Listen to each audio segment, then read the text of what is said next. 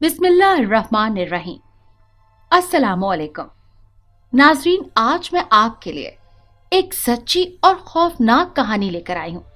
लेकिन इससे पहले कि मैं कहानी शुरू करूँ, जो लोग हमारे चैनल पर नए हैं उनसे गुजारिश है कि वो हमारे चैनल कहानी महल को सब्सक्राइब कर लें, ताकि आपको हमारी इस तरह की दिलचस्प कहानियां बर वक्त मिलती रहें।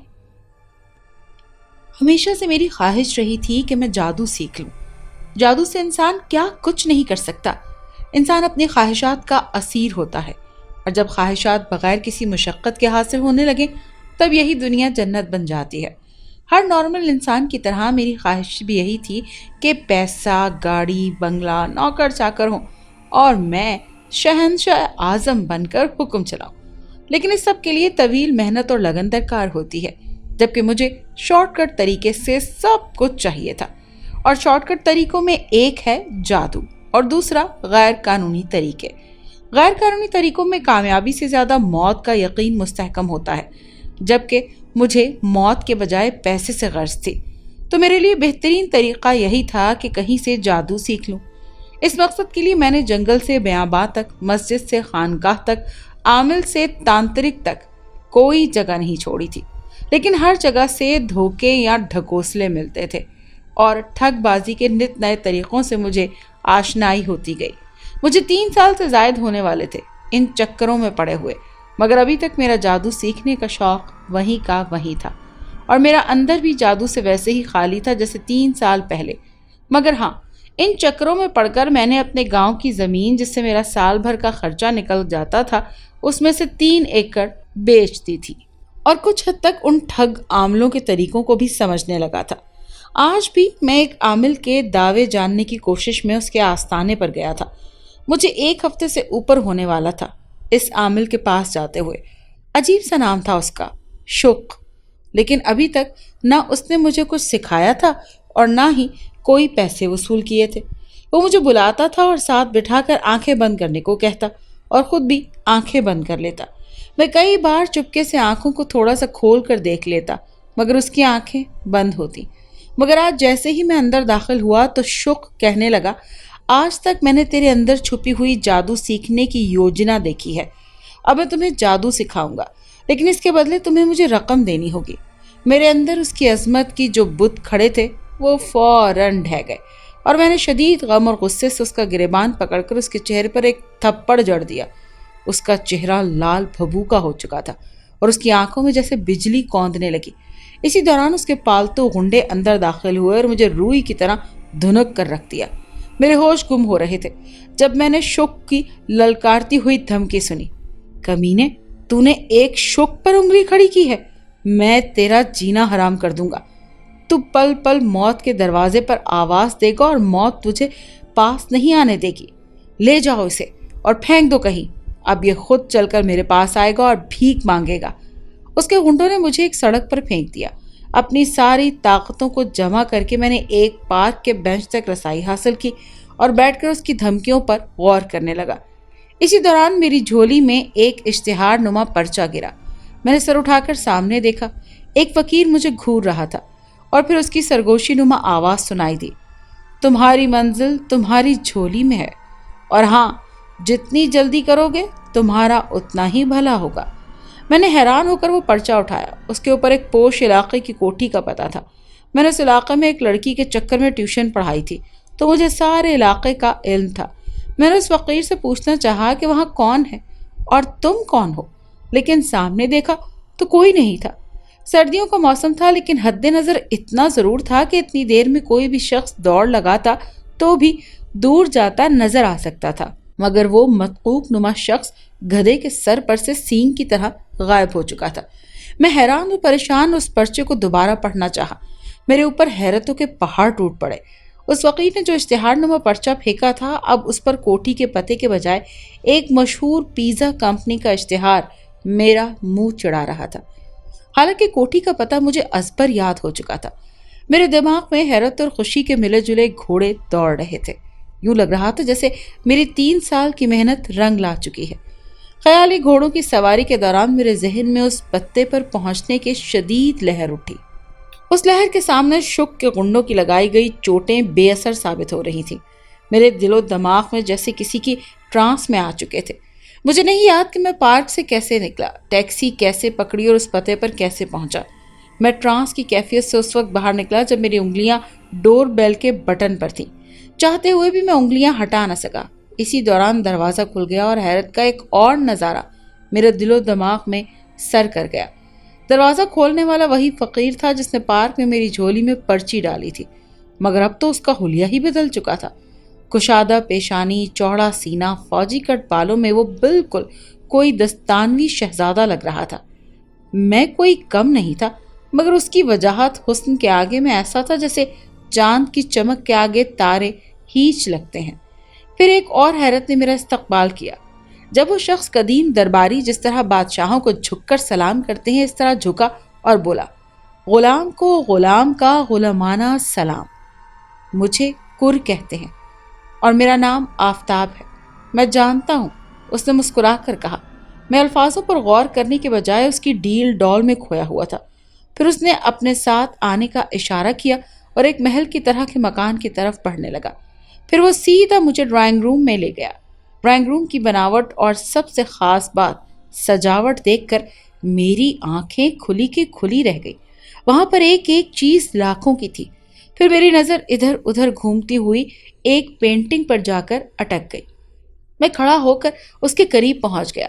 پینٹنگ میں ایک اپسرا تھی جو جھیل میں نہانے کے بعد باہر نکلی تھی۔ ایک پاؤں جھیل کے اندر اور ایک پاؤں خشکی پر تھا۔ گیلا لباس بدن پر چپکا ہوا تھا جو اس کے جسمانی نشیب و فراز کو ظاہر کر کے اس کے حسن کو دوآشتہ بنا رہا تھا۔ جھیل، تنہائی، ویرانی اور وہ لڑکی ایک پری لگ رہی تھی، اور پینٹنگ بنانے والے کے ہاتھ سب سے باکمال تھے۔ اس نے جس طرح اس لڑکی کی تصویر کو جھیل سے نکلتے ہوئے دکھایا تھا اور پینٹنگ بنائی تھی، کوئی بڑے سے بڑا مصور بھی آ سکے تو ہاتھ چوم لیتا۔ میں خود بھی چھوٹی موٹی پینٹنگ بنا لیتا تھا، مگر جس طرح وہ پینٹنگ بنائی گئی تھی وہ تو بہت ہی باکمال ہاتھوں کی بنائی گئی تھی۔ میری نظریں ادھر ادھر بھٹکنے کے بعد دوبارہ پینٹنگ میں موجود لڑکی پر پڑی۔ اس لڑکی میں ایک کشش تھی جو مجھے اپنی جانب بلا رہی تھی۔ اسی دوران دروازہ کھلا اور میری آنکھیں کھلی کی کھلی رہ گئیں۔ یہ کہہ کر وہ خاموش ہو گیا تھا۔ آفتاب نام تھا اس کا۔ ان دنوں میں ایک کہانی لکھنے کی کوشش کر رہا تھا۔ میرے ذہن میں جیسے کوئی خیال نہیں آ رہا تھا۔ سارا دن مختلف کہانیوں کے پلاٹ بنانے کی کوشش میں لگا رہتا تھا۔ پھر تنگ آ کر شام کو ایک پارک میں بیٹھا تھا۔ میری عادت تھی جہاں بیٹھتا تھا آنکھیں بند کر کے کوئی نیا پلاٹ سوچنا شروع کر دیتا تھا۔ اسی وقت بھی میں نے آنکھیں بند کی ہوئی تھی جب ایک نوجوان میرے پاس آ کر بیٹھ گیا اور بولا، کہانی چاہیے؟ میں جو اپنے خیالوں میں مگن تھا چونک پڑا۔ ہاں، مگر تم کون ہو؟ تمہیں کیسے پتا کہ میں کہانیاں لکھتا ہوں؟ اور کہانی کیا ہے؟ اب میں نے غور سے اس کی طرف دیکھا۔ اچھا خاصا خوبصورت نوجوان تھا۔ مجھے لگا کوئی عشقیہ کہانی ہوگی۔ وہ ہنس پڑا۔ اتنے سوال عامر صاحب؟ میرا نام آفتاب ہے۔ مجھے پتا ہے آپ لکھاری ہیں۔ کیسے پتا چلا؟ یہ آپ میری کہانی سن کر جان لیں گے۔ اور کہانی بہت عجیب سی ہے۔ مجھے نہیں معلوم آپ کے معیار کی ہوگی بھی یا نہیں، لیکن میں اپنا بوجھ ہلکا کرنا چاہتا ہوں۔ آپ کہانی سنیں گے نا؟ میں تو خود کہانی کی تلاش میں تھا۔ ہاں، کیوں نہیں؟ شکریہ عامر صاحب۔ میری کہانی اسی بینچ سے شروع ہوئی تھی۔ یہی بینچ تھا جس پر میں شوق کے غنڈوں سے مار کھا کر بیٹھا تھا، اور کر نے میری جھولی میں ایک جادوئی پرچہ ڈالا تھا۔ ایک منٹ آفتاب صاحب، میں معافی چاہتا ہوں، پر مجھے نہیں پتا یہ شوق اور کر کون ہے۔ آپ کہانی کو تسلسل میں بیان کریں۔ آپ کہانی کو شروع سے کیوں نہیں بتاتے؟ اوہ اچھا، میں شروع سے بتانا شروع کرتا ہوں، اس نے کہا اور یہاں پہنچ کر خاموش ہو گیا۔ آفتاب صاحب، آگے کیا ہوا تھا؟ آگے کی کہانی کل اسی وقت جب وقت آج ملے، یہ کہہ کر وہ ایک طرف چل پڑا۔ آج میں مقررہ وقت سے پہلے وہاں پہنچ گیا تھا۔ میں اپنے خیالات میں کھویا ہوا تھا جب مجھے آفتاب کی آواز سنائی دی۔ مجھے نہیں پتا تھا وہ کب آیا۔ میں چونک کر اس کی طرف دیکھنے لگا تھا۔ وہ بول رہا تھا، بہت خوبصورت تھی وہ نہاتی ہوئی لڑکی۔ میں نے سوچ لیا تھا کہ جو بھی اس پینٹنگ کا مالک ہوگا اس سے یہ پینٹنگ مانگ ہی لوں گا۔ اس لیے نہیں کہ وہ پینٹنگ مہنگی تھی، بلکہ اس لیے کہ مجھے اس تصویر والی لڑکی سے محبت ہو گئی تھی۔ ہاں، پہلی نظر میں محبت کر بیٹھا تھا میں۔ کئی لڑکیوں کے ساتھ میں نے موج مستی کی تھی، پر اس جیسی کبھی سوچی بھی نہیں تھی۔ دروازہ کھلا تو میری سانس ہی رک گئی۔ یہ وہی لڑکی میرے سامنے آ چکی تھی جو نہا رہی تھی۔ میں نے تو تصویر دیکھ کر ہی دل دے دیا تھا، اور میرے سامنے وہ اپسرا جیتی جاگتی آ چکی تھی۔ میری تو زبان ہی بند ہو کر رہ گئی۔ اس نے مجھے پینٹنگ کو دیکھتے ہوئے دیکھ لیا تھا۔ اب میں اسے گھور رہا تھا۔ تو آفتاب صاحب، کیسی لگی آپ کو میری پینٹنگ؟ اس کی آواز تھی کہ کوئی جادو۔ میرے کانوں میں تو جیسے جل ترنگ بج اٹھے۔ میں سوچ رہا تھا کہ پینٹنگ میں کسی مصور کا کمال ہے، پر آپ کو دیکھ کر یوں لگتا ہے کہ وہ مصور کا کمال بالکل نہیں تھا۔ آپ ہیں ہی ایسی۔ جس تصویر میں آپ ہوں گی، وہ تصویر خوبصورتی کا معیار بن جائے گی۔ مجھے اپنی آواز کھوکھلی محسوس ہو رہی تھی۔ ایسے لگتا تھا کہ میرے اندر کوئی عاشق چھپا بیٹھا ہے۔ اور جب سے میں اس مکان میں داخل ہوا تھا، شوق کے غنڈوں کی لگائی گئی چوٹیں بھول ہی چکا تھا۔ اوہ، آپ کو تو کافی بری چوٹ لگی ہے۔ آپ کے ماتھے سے تو خون نکل رہا ہے۔ مجھے تو اب یاد آیا کہ مجھے چوٹ لگی ہے، ورنہ پہلے تو مجھے سب کچھ بھول چکا تھا۔ میں نے ماتھے پر انگلیاں پھیری تو میری انگلیاں خون سے بھر گئیں۔ آپ کچھ نہ کریں، اس نے کر کو آواز دی۔ وہ جیسے باہر اسی آواز کا انتظار کر رہا تھا۔ وہ فوراً اندر داخل ہوا۔ جی میڈم، اس کے زخم ٹھیک کرو۔ جی میڈم، اس نے کہا اور میرے قریب آ گیا۔ پھر کچھ منہ میں بڑبڑایا اور پھر میرے اوپر پھونک ماری، اور مجھے ایسے لگا جیسے مجھے کبھی کوئی چوٹ لگی ہی نہیں تھی۔ میں نے ماتھے پر ہاتھ پھیرا، وہاں پر اب کچھ بھی نہیں تھا۔ اب وہ لڑکی دوبارہ بولی، کھانا لاؤں؟ ہمارا خاص مہمان آیا ہے۔ یہ سن کر کر نے مجھے گھورا اور ایک انگلی کو گول گھمایا۔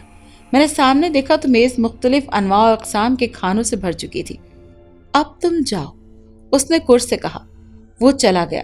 وہ میرے سامنے ایک صوفے پر بیٹھ گئی۔ آپ کھانا کھائیں۔ اور میرے لیے اس کا یہ حکم جیسے اپنے سب کاموں سے پیارا تھا۔ میں کھانے پر ٹوٹ پڑا۔ تب وہ بولی، میرا نام مہنور ہے۔ ارے ہاں، میں تو بھول ہی گئی تھی۔ شوق سے پنگا لے کر تم نے اچھا نہیں کیا۔ وہ بہت ہی طاقتور جادوگر ہے۔ اگر کر نہ ہوتا تو تم مر چکے ہوتے۔ اس نے تمہیں 3 خطرناک جادو کے حملوں سے بچایا ہے۔ اس حویلی میں داخل ہونے کے بعد وہ تم پر حملہ نہیں کر سکتا، پر تم جیسے ہی باہر جاؤ گے اس کے حملے سے بچ نہیں سکو گے، مگر ایک صورت ہے، اگر شک کو مار دیا جائے تو تب تم بچ سکتے ہو، اور اسے مارنا تمہیں پڑے گا۔ میں کیسے مار سکتا ہوں؟ میں تو باہر نکلوں گا اور وہ مجھے مار دے گا۔ یہ کام کر کیوں نہیں کرتا؟ اس کے حسین چہرے پر برہمی کے آثار نظر آنے لگے۔ اس نے کہا، تمہیں کیا پتا جادوئی دنیا کے اپنے اصول اور ضابطے ہوتے ہیں، اور جادوئی دنیا میں مختلف جادو ہوتے ہیں۔ جادو 4 قسم کے ہوتے ہیں: کالا، پیلا، نیلا اور سفید۔ ان میں سے سب سے خطرناک جادو سفید ہوتا ہے۔ پہلے مرحلے میں کالے جادو پر عبور حاصل کرنا پڑتا ہے۔ کالے جادو کے 8 مرحلے ہیں۔ ہر اگلا مرحلہ پہلے سے بہت سخت اور بہت زیادہ طاقتور ہوتا ہے۔ کالے جادو کا پہلا مرحلہ مکمل کرنے والا کر کہلاتا ہے، اور دوسرا مرحلے والا شق کہلاتا ہے۔ جس سے تم نے لڑائی کی ہے وہ شق ہے، اور جو تمہیں ہمارے پاس لایا ہے وہ درجے میں کر کہلاتا ہے۔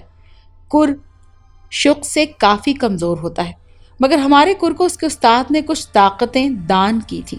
یہی وجہ ہے کہ وہ تمہیں بچانے میں کامیاب رہا۔ اور جادوئی دنیا کے کچھ اصول ہوتے ہیں۔ جس جگہ ایک جادو اپنا گھر یا ٹھکانہ بنا لیتا ہے، اس پر دوسرا جادوگر حملہ نہیں کر سکتا۔ یہی وجہ ہے کہ ہم اس پر حملہ نہیں کر سکتے، اور نہ وہ ہم پر۔ اسی لیے اگر تمہیں زندہ رہنا ہے تو تمہیں اسے مارنا پڑے گا۔ لیکن آپ نے خود ہی تو کہا کہ اگر میں گھر سے باہر گیا تو وہ مجھے مار دے گا۔ وہ مجھے اپنے جادو کے ڈر سے کبھی بھی مار سکتا ہے۔ نہیں، وہ اپنے پاؤں پر خود کلہاڑی مار چکا ہے۔ تمہیں اس نے 1 ہفتہ اپنے سامنے بٹھا کر پھونکیں ماری تھی۔ ہاں تو اس کی ان پھونکوں نے تمہارے دماغ کا راستہ بند کر دیا ہے۔ کیا مطلب اب کوئی جادوگر تمہارے دماغ میں نہیں جھانک سکتا۔ اسی لیے تم شک کے پاس جاؤ گے، اس کے غنڈوں کو بولو گے کہ تم معافی مانگنے آئے ہو، اور جتنے پیسے وہ جادوگر سکھانے کے مانگے گا وہ دینے کو تیار ہو جاؤ گے، اور اپنے پاس سے خنجر چھپا کر جاؤ گے، اور جس دن بھی تمہیں موقع ملے گا تم نے اس کی گردن کاٹ دینی ہے۔ یاد رہے، وار صرف گردن پر کرنا ہے۔ پیٹھ میں یا کہیں بھی وار کرو گے تو وہ منتر پڑھنے کے قابل رہے گا، اور پھر وہ خود بھی خود کو بچا لے گا، اور تمہیں مار ڈالے گا، اور یہ سب کام آج ہی کرنے ہیں۔ میں اس کے چہرے میں کھویا ہوا تھا۔ چلو اٹھو، تیاری کرو، وہاں جا کر یہی کہنا ہے کہ تم کچھ دیر کے لیے بے ہوش ہو گئے تھے، ہوش میں آ کر سیدھا اسی کے پاس پہنچے ہو۔ اس کے بعد کور نے مجھے خنجر دیا اور بہت ساری چیزیں سکھائیں۔ پھر اس نے مجھے آنکھیں بند کرنے کو کہا۔ میں پل پل بدلتے حالات پر حیران تو تھا ہی، پر کور کی آواز پر میں نے جیسے ہی آنکھیں کھولی، میرے پاؤں تلے سے زمین نکل گئی، کیونکہ میں شک کے اڈے کے باہر موجود تھا۔ خنجر پر میری گرفت مضبوط ہو چکی تھی۔ آفتاب یہ کہہ کر خاموش ہو گیا اور ایک طرف خلا میں گھورنے لگا۔ میں اسے گھور رہا تھا۔ ایسے لگ رہا تھا کہ وہ کسی سے خاموشی کی زبان میں گفتگو کر رہا ہے۔ کچھ دیر وہ چپ رہا، جیسے ہی وہ اپنی سوچوں کو جمع کر رہا ہو۔ پھر میری طرف دیکھ کر بولا، معذرت چاہتا ہوں جناب، مجھے ضروری کام ہے، مجھے جانا پڑے گا، اور پھر تاریکی میں گم ہو گیا۔ جادوئی دنیا کا نام ہی دل میں تجسس پیدا کر دیتا ہے۔ ہر دل کی حسرت ہوتی ہے کہ اس کے پاس کچھ ایسا ہو جس کی وجہ سے وہ دوسروں سے ممتاز ٹھہرے، مگر لاکھوں میں ایک دو افراد ایسے ہوتے ہیں جن کی حسرتوں پر یاس کی بجائے تکمیل کا ناقوس بجایا جاتا ہے۔ آفتاب بھی انہی میں سے ایک تھا، مگر ایسے افراد اپنی تمام حسرتیں تو مکمل کر لیتے ہیں، لیکن اس کے بدلے بہت کچھ کھو دیتے ہیں، شاید سب کی نظروں میں مر جانا پڑتا ہے۔ میں ساری رات آفتاب کے بارے میں سوچتا رہا، پتہ نہیں وہ کیسے کیسے حالات سے گزرا ہوگا۔ پھر میرے ذہن میں خیال آیا کہ کل اس سے یہ پوچھوں گا کہ اس نے کتنا جادو سیکھا ہے۔ اگلے دن میں مقررہ وقت پر بینچ پر موجود تھا۔ کافی دیر انتظار کرنے کے بعد آفتاب نہیں آیا۔ میں مایوس ہو کر ایک طرف چل پڑا۔ ابھی پارک کے مین گیٹ پر پہنچا ہی تھا کہ مجھے ایک طرف سے آفتاب آتا دکھائی دیا۔ اس کا رنگ بالکل پیلا ہو رہا تھا۔ اس کی جسمانی حالت دیکھ کر ایسا لگتا تھا جیسے بغیر روح کے کوئی زندہ لاش چل رہی ہو۔ مجھے آفتاب سے ڈر لگنے لگا۔ وہ مجھے دیکھ چکا تھا۔ وہ میری طرف چل پڑا، قریب آ کر مجھ سے معذرت کی، پر میرے حالات کافی خراب ہو چکے تھے۔ میں ڈرنے لگا۔ اندھیرا چھا چکا تھا۔ پھر آہستہ آہستہ میں نے خود کو سنبھالا۔ اسی دوران پتہ نہیں وہ کیا کیا کہہ چکا تھا۔ مجھے اس وقت ہوش آیا جب وہ میرا نام پکار رہا تھا۔ وہ مجھ سے میری طبیعت کے بارے میں پوچھ رہا تھا۔ میں نے کہا، میرا سر بوجھل سا محسوس ہو رہا ہے، اگر زیادہ خراب ہو تو میں آپ کو گھر چھوڑ دوں، کہانی پھر کبھی سن لیجیے گا۔ نہیں، اتنی بھی خراب نہیں ہے۔ کہانی کا نام سن کر میری حالت میں کچھ سدھار آ گیا تھا۔ خیر، ہم دوبارہ اسی بینچ پر پہنچ گئے۔ بینچ پر بیٹھ کر وہ میری طرف غور سے دیکھنے لگا۔ میں نے گڑبڑا کر ادھر ادھر دیکھنا شروع کر دیا۔ پھر اس نے ایک لمبی سانس لی اور مجھ سے پوچھا، عامر صاحب، مجھ سے ڈرنے کی کوئی ضرورت نہیں۔ جو لوگ خود ڈسے ہوئے ہوتے ہیں وہ دوسروں کو نہیں ڈستے۔ میں دراصل میں ہکلا کر رہ گیا۔ اچھا چھوڑیں اس بات کو۔ امید ہے آپ کو اس سوال کا جواب مل چکا ہوگا کہ میں کتنا جادو جانتا ہوں، اور آگے میری داستان میں بھی آپ کو آہستہ آہستہ پتہ چل ہی جائے گا۔ میرے تو ہوش ہی اڑ گئے۔ یہ کیسا جادو تھا جس سے میرے دماغ میں آنے والے خیالات بھی پڑھ لیے گئے تھے؟ جادو ایسا ہی ہوتا ہے۔ وہ مسکرا پڑا۔ اوہ، میری تو حیرت اور ڈر سے بری حالت ہو گئی تھی۔ میں سوچنے لگا کہ آفتاب نے تو میری ذاتی زندگی کے بارے میں بھی پتہ کر لیا ہوگا۔ ارے نہیں، میں کسی کی ذاتی زندگی میں مداخلت نہیں کرتا۔ وہ تو آپ ڈرے ہوئے تھے، میں نے آپ کے خیالات جاننا مناسب سمجھا۔ آئندہ اگر آپ کہیں گے تو آپ کے خیالات کبھی نہیں پڑھوں گا۔ میں خود بھی ایسا ہی سوچ رہا تھا۔ بہت شکریہ جناب، مجھے تو ایسا لگ رہا تھا کہ میں اپنے ہی حمام میں برہنہ ہو گیا ہوں۔ شکر ہے کہ کوئی بات نہیں، میرا حق بھی نہیں بنتا کہ آپ کے خیالات میں جھانکنا شروع کر دوں۔ تو کہانی آگے شروع کرتے ہیں، میں نے کہا۔ ہاں ضرور، اس نے جواب دیا۔ میں نے آج تک مکھی بھی نہیں ماری تھی، یہ کہ ایک انسان کو ماروں۔ ماہنور کے وقتی جوش دلاؤ مہم نے مجھے قاتل بننے کا حوصلہ تو دیا، پر وہ وقتی تھا۔ میں شک کے اڈے کے باہر کھڑا سوچ رہا تھا اور پھر مجھ پر کپ کپی طاری ہونے لگی۔ میں واپس پلٹ جاتا، مگر اسی دوران شک کے گنڈے یا چیلے کہہ لیں، وہ مجھے گھیر چکے تھے۔ اس وقت میں نے ایک بات نوٹ کی کہ سب کے چہرے سوگوار تھے۔ میں ذہنی طور پر مار کھانے کے لیے تیار ہو چکا تھا، لیکن اس وقت میری حیرت کی انتہا نہیں رہی جب ان میں سے ایک میرے سامنے جھک کر سلام کرنے لگا اور کہنے لگا، جناب شک آپ سے ملاقات کرنا چاہتے ہیں، اور اگر میں نہ جاؤں تو ہم آپ کو عزت سے جہاں آپ جانا چاہیں گے جانے دیں گے، اور ہاں، نہ ملنے پر آپ ہی کا نقصان ہوگا۔ جناب شک جانتے ہیں کہ آپ یہاں کس ارادے سے آئے ہیں۔ مطلب جن لوگوں نے آپ کو یہاں دوبارہ بھیجا ہے اور جس ارادے سے بھیجا ہے وہ سب کچھ جناب شوق جانتے ہیں، اور یہ بھی جانتے ہیں کہ آپ کی شرٹ کے نیچے خنجر موجود ہے۔ کیا بکواس کر رہے ہو تم؟ میں بوکھلا گیا۔ میں واپس جا رہا ہوں۔ میں ایک طرف قدم اٹھا کر چل پڑا اور یہ دیکھ کر میں حیران رہ گیا کہ وہ سب سر جھکا کر کھڑے تھے۔ پھر اچانک ایک شخص جو ان سب میں سب سے سینئر لگ رہا تھا وہ آگے بڑھا اور بولا، جناب وہ پوچھ رہے ہیں کہ کیا آپ اپنے بابا کی موت کا راز بھی نہیں جاننا چاہتے؟ میں جیسے قدم اٹھانا ہی بھول گیا تھا۔ میں ایسے اچھلا جیسے کسی بچھو نے مجھے ڈنک مارا ہو۔ بابا نے بچپن میں ہی مجھے بورڈنگ سکول بھیج دیا تھا۔ 2-3 مہینوں کے بعد میں بابا سے ملنے گاؤں جاتا تھا۔ بابا سب گاؤں والوں سے الگ تھلگ رہتے تھے۔ پورے گاؤں میں ہی صرف چچا نظام الدین تھے جو کبھی کبھار بابا سے ملنے آتے تھے۔ میری ماں نے مجھے زندگی کی طرف دھکیل کر خود موت کا ہاتھ تھام لیا تھا۔ زندگی ایسی چل رہی تھی۔ میں تقریباً 12-13 سال کا تھا۔ جب میں گاؤں پہنچا تو مجھے اندھوناک خبر ملی کہ بابا کا انتقال ہو گیا ہے۔ میں یہ سنتے ہی بے ہوش ہو گیا۔ پھر جب ہوش آیا تو چچا نظام الدین ہی نے جنہوں نے میرے سر پر ہاتھ رکھا اور آج تک میرے کھیتوں کی آمدنی مجھے بھیج رہے ہیں۔ میں نے ان سے کئی بار پوچھا کہ بابا کو کیا ہوا تھا۔ وہ یہی جواب دیتے ہیں کہ ایک دن تمہیں خود پتہ چل جائے گا۔ پورا گاؤں مجھے دیکھ کر دور بھاگ جاتا تھا۔ بولنا تو دور کی بات، گاؤں والے مجھے دیکھنا بھی گوارا نہیں کرتے تھے۔ ہر زخم مندمل ہو جاتا ہے، پر میرے بابا کی موت والا زخم مندمل نہ ہو سکا۔ میں آج بھی بابا کی موت کے بارے میں سوچ کر کانپ جاتا ہوں۔ اب جیسے ہی اس گنڈے کے منہ سے اپنے بابا کا نام سنا، میں فوراً شوق سے ملنے کی حامی بھر لی اور اس کے ساتھ ان کے اڈے میں چلا گیا۔ وہ سب مجھے ایک کمرے کے باہر چھوڑ کر جا چکے تھے۔ میں نے دروازے کو کھولا اور کمرے کے اندر داخل ہو گیا۔ اندر شوق بستر پر بیٹھا تھا۔ وہ مجھے دیکھ کر مسکرانے لگا۔ چہرے سے لگ رہا تھا کہ وہ بیمار ہے، مگر پھر بھی ضبط کر کے بیٹھا ہوا تھا۔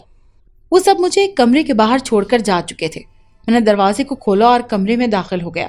اندر شوق بستر پر بیٹھا تھا۔ وہ مجھے دیکھ کر مسکرانے لگا۔ چہرے سے لگ رہا تھا کہ وہ بیمار ہے، مگر پھر بھی ضبط کر کے بیٹھا ہوا تھا۔ اس نے ایک مسحری کی طرف اشارہ کر کے مجھے بیٹھنے کو کہا۔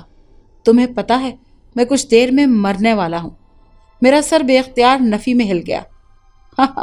شوق لگا، لیکن یہ حقیقت ہے اور مارنے والے تم ہوگے۔ اور ہاں، پر ایک بات ہے کہ وہ جو تم مارو گے وہ دوستانہ موت ہوگی، دشمنوں والی نہیں۔ نہیں، میں نہیں مار سکتا۔ وہ وقتی جنون تھا۔ مجھے سب پتا ہے، تمہیں کچھ بتانے کی ضرورت نہیں ہے۔ جن لوگوں سے تم مل چکے ہو تمہیں ابھی تک یہ بھی نہیں پتا کہ وہ ہیں کون۔ کیا مطلب؟ ماہنور اور کر سب بکواس ہے۔ کیا مطلب؟ تم میرے اندر کے خیالات کیسے پڑھ سکتے ہو جبکہ میرے دماغ کو تو خود ہی بلاک کیا تھا؟ وہ زور زور سے ہنسنے لگا۔ بلی نے شیر کو تمام گر سکھا دیے تھے مگر درخت پر چڑھنا نہیں سکھایا تھا۔ تمہیں کچھ بتاتا ہوں اس کے بارے میں۔ کالے جادو کی بھی کچھ حدیں ہوتی ہیں۔ ہم وقتی طور پر کسی کے خیالات کو بہکا سکتے ہیں یا اپنے خیالات کے ذریعے اس کے دماغ کو قابو کر سکتے ہیں، لیکن اس وقت تک جب تک ہم منتر پڑھتے رہیں گے۔ تب ہم کسی کو بھی خودکشی کے لیے مجبور کر سکتے ہیں، لیکن دماغ کو مستقل قابو یا بلاک نہیں کر سکتے۔ ہاں، مگر ایک طریقہ ہے دماغ کو بلاک کرنے کے لیے۔ وہ کیا؟ سفید جادو۔ سفید جادو وہ ایک طریقہ ہے جس سے دماغ کو بلاک کیا جا سکتا ہے۔ مگر آپ تو شوق ہیں، آپ نے میرا دماغ کیسے بلاک کیا؟ اچھا سوال ہے۔ سفید جادو سے۔ مگر آپ کے پاس سفید جادو کیسے آ گیا؟ تمہارا باپ اور میں بہت اچھے دوست تھے، ایسے دوست کہ ایک دوسرے کے لیے جان بھی دے سکتے تھے اور لے بھی سکتے تھے۔ ہم جس گرو کے پاس جادو سیکھنے جاتے تھے اس کے پاس سفید جادو کے کچھ جادو تھے جو اس کے استاد نے اس کو دیے تھے اور ہمارے استاد نے ہمیں، اور پھر یہ سلسلہ آگے چلتا رہے گا اور چلتا آیا ہے۔ ہمیں اسی سفید جادو سے پتہ چلتا ہے کہ ہماری موت قریب ہے، اور یہ جادو ایک قرض ہے۔ جب تک یہ ہمارے پاس رہے گا ہم مر کر بھی چین نہیں پاتے۔ اسی لیے ہمیں ایک شخص کو تلاش کرنا پڑتا ہے جسے یہ قرضہ دیا جاتا ہے، پھر اس جادو کو جگانے کے لیے ہمیں مرنا پڑتا ہے اسی شخص کے ہاتھوں جس کو ہم اپنا جادو سونپ چکے ہوتے ہیں، ورنہ کوئی اور ہمیں مار دے تو جادو بیکار ہو جائے گا۔ ایک منٹ، میں آپ کی بات درمیان میں ٹوک رہا ہوں۔ مجھے پہلے یہ بتائیں کہ میرے بابا کالے جادو سے جانتے تھے، باخبر تھے اس سے؟ لو، کوئی ایسا ویسا؟ وہ ہم سب سے بہترین تھا۔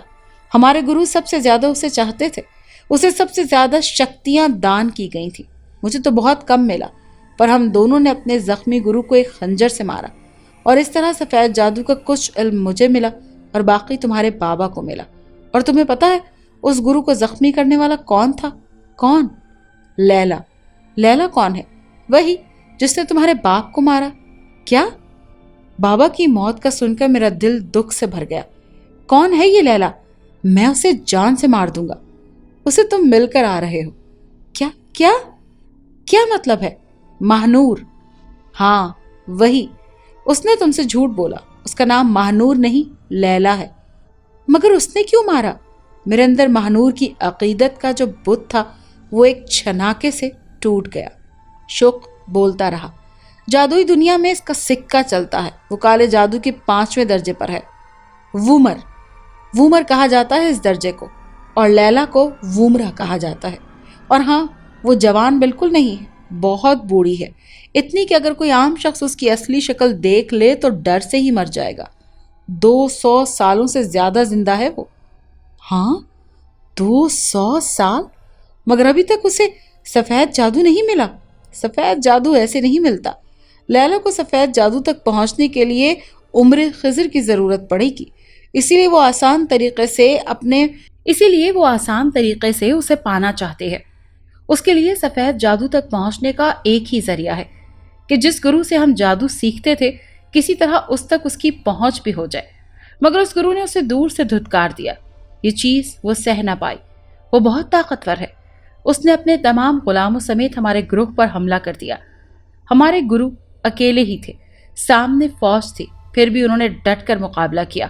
بہت خون ریز جنگ ہوئی، ہمارے گرو پر ہر طرف سے حملے ہونا شروع ہو گئے۔ انہوں نے جواں مردی سے مقابلہ کیا، مگر وہ ومرا کے ہوتے ہوئے جیت نہیں سکتے تھے۔ اس کی انہیں قربانی دینی پڑتی، اپنے خون کی۔ انہوں نے اپنی شیرک کاٹ دی، مگر لیلا کو قریب نہ پھٹکنے دیا، اور پھر ان کو اتنی طاقت ملی کہ لیلا جو کہ فوج لے کر آئی تھی، اس کے ساتھ صرف ایک ہی غلام بچا جسے تم مل چکے ہو۔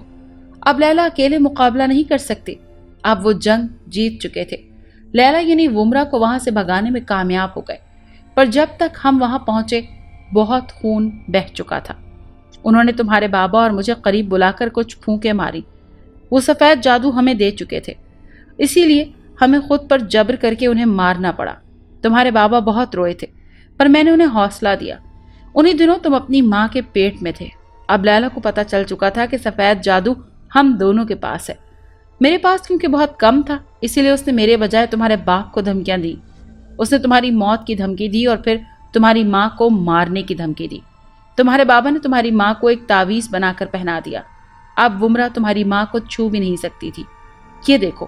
شوق نے اپنے گلے میں موجود ایک تعویذ نکال کر مجھے دکھایا۔ مجھے بھی تمہارے بابا نے یہ بنا کر دیا تھا، اور آج تک میں اسی کی وجہ سے زندہ ہوں۔ لیکن ہونی کو کون روک سکتا ہے؟ جس رات تم پیدا ہونے والے تھے، محلے کی کچھ بوڑھیوں نے تمہارے بابا کو بتایا کہ بچہ آپریشن سے پیدا ہوگا۔ تمہارے بابا میرے پاس آئے، اس رات میری بیل گاڑی لے کر گئے، مگر وہ جب میرے پاس تھے اسی وقت تمہاری ماں نے تمہیں جنم دیا، لیکن اسی دوران اس کا ہاتھ اپنے تعویذ پر پڑا اور وہ ٹوٹ گیا۔ لیلا موقع کے انتظار میں تھی، اس کے پاس تمہارے باپ کو سبق سکھانے کا سنہری موقع تھا۔ شاید اس دن تمہاری ماں کی قضا آئی تھی۔ لیلا نے پتہ نہیں کیوں تمہیں نہیں مارا، اس نے تمہاری ماں کو مارا اور بہت برے طریقے سے مارا۔ وہ تمہیں جنم دے کر خوش ہو کر تمہیں گود میں اٹھائے دیکھ رہی تھی۔ اسی دوران اس کے پاؤں سے آگ بھڑک اٹھی جو آہستہ آہستہ اس کے پورے جسم پر پھیل گئی۔ اس نے تمہیں ہاتھوں سے اچھال کر دور پھینک دیا۔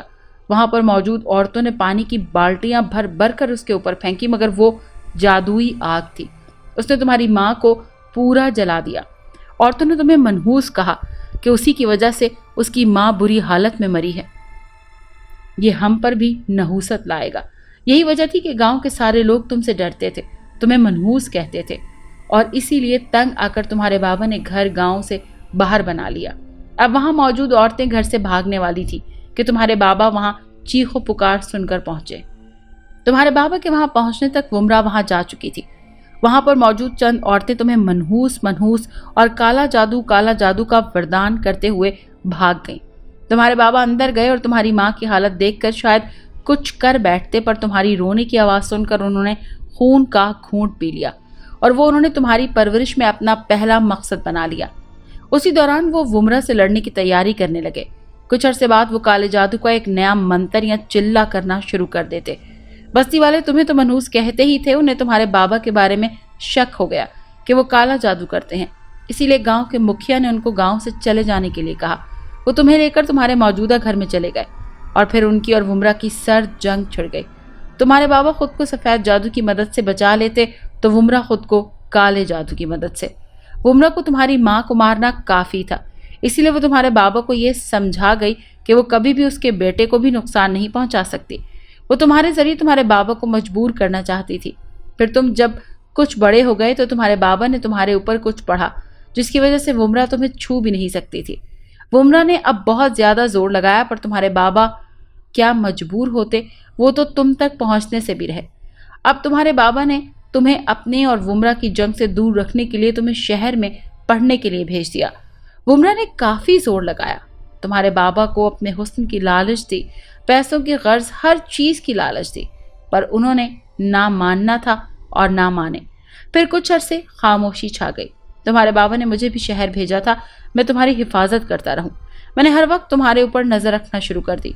बहुत अरसा हो गया था, हमें वुमरा की शक्ल तो दूर उसका नाम भी नहीं सुनाई दिया। यूं समझो कि हम उसे काफी हद तक भुला चुके थे। पर तुम्हारे बाबा तुम्हारी माँ से बहुत प्यार करते थे। हर वक्त उन्हें याद करना ही उनका मकसद था। काले जादू में बड़ी ताकत है, ये तुम्हें हवा में उड़ा सकता है, तुम्हें सबके सामने गायब कर सकता है, तुम्हारी हर ख्वाहिश इसके जरिए पूरी हो सकती है। पर तुम्हें पता है, ये तुमसे तुम्हारा सुकून छीन लेता है। तुम सोना चाहोगे पर नींद कोसों दूर होगी। तुम नींद से आंख मिचोली करते करते नींद की वादी में चले जाओगे, पर वो सुकून महसूस नहीं कर सकोगे जो तुम अब सोकर करते हो। हरदम किसी दूसरे जादू के हाथ मौत का खतरा मौजूद रहता है। तुम्हारे बाबा के साथ भी यही होता रहा। वो बीमारों में घिर गए। बुढ़ापा वक्त से पहले उन तक आन पहुंचा। सफेद जादू से उनको अपनी मौत का इल्म हो चुका था। एक दिन उन्होंने मुझे अपने पास बुलाया। उनकी वो शक्ल ही नहीं थी जो पहले थी। मुझसे कहने लगे कि आज सफेद जादू ने बता दिया है कि मेरा बुलावा आन पहुंचा है। अब सफेद जादू मेरे किसी काम का नहीं। मैं ये कर्ज तुम्हें दूंगा, लेकिन इससे पहले एक जरूरी काम कर लूं। आओ मेरे साथ। वो मुझे अपने घर के नीचे तहखाने में ले गए। ये तहखाना उन्होंने खुद अपनी जादुई ताकतों से बनवाया था। वो मुझे उसमें ले गए। कुछ देर तक खामोश रहने के बाद उन्होंने मुझसे कहा, आफताब को जब तक हो सके जादुई दुनिया से बाहर रखना, लेकिन एक दिन आएगा जब ये काली दुनिया उसे खुद बुलाएगी। तब आफताब के पास कुछ भी नहीं होगा। तो उस वक्त के लिए मैं अपनी ताकतें छोड़कर जा रहा हूँ और उस वक्त तुम्हें आफताब का साथ देना होगा। फिर उन्होंने मुझे सफ़ेद जादू का एक मंत्र पढ़ने को कहा और ख़ुद भी कुछ पढ़ते हुए उस कमरे की दीवार पर फूंके मारने लगे। कुछ देर के बाद वो एक मेज़ के गिर्द चक्कर लगाने लगे। वहाँ जाकर उन्होंने जेब से एक सिक्का निकाला जो कि सोने का था और उसे मेज़ पर रख दिया। फिर उसी मेज़ के एक कोने पर बैठ गए और अपने हाथों एक नब्ज़ काट दी और उस सिक्के को खून से भिगोने लगे और कुछ पढ़ने लगे। हैरत अंगेज तौर पर वो सिक्का सारा खून अपने अंदर जज्ब करता रहा। तुम्हारे बाबा काफ़ी कमज़ोर हो चुके थे। अब अगर इसी रफ्तार से खून गिरता रहता तो जिंदा रहना मुश्किल हो जाता। मैंने आगे बढ़कर उन्हें रोकना चाहा, पर उन्होंने हाथ के इशारे से मुझे रोक दिया। काफ़ी देर तक वो अपना खून गिराते रहे और कुछ पढ़ते रहे। फिर अचानक खून रुक गया तो उनके चेहरे पर मुस्कुराहट दौड़ गई। वो पसीना पसीना हो गए थे। उनका चेहरा जर्द हो चुका था। वो मेज़ से नीचे उतरे तो लड़खड़ा गए। मैंने आगे बढ़कर उनको संभाला। वो मुझे तहखाने से बाहर ले गए। मैंने उनको एक चारपाई पर लिटा दिया।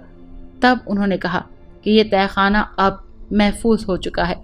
अब इसमें आफताब और तुम्हारे अलावा कोई दाखिल नहीं हो सकता, माँ सिवाय इसके जिसे तुम खुद अंदर ले जाओ।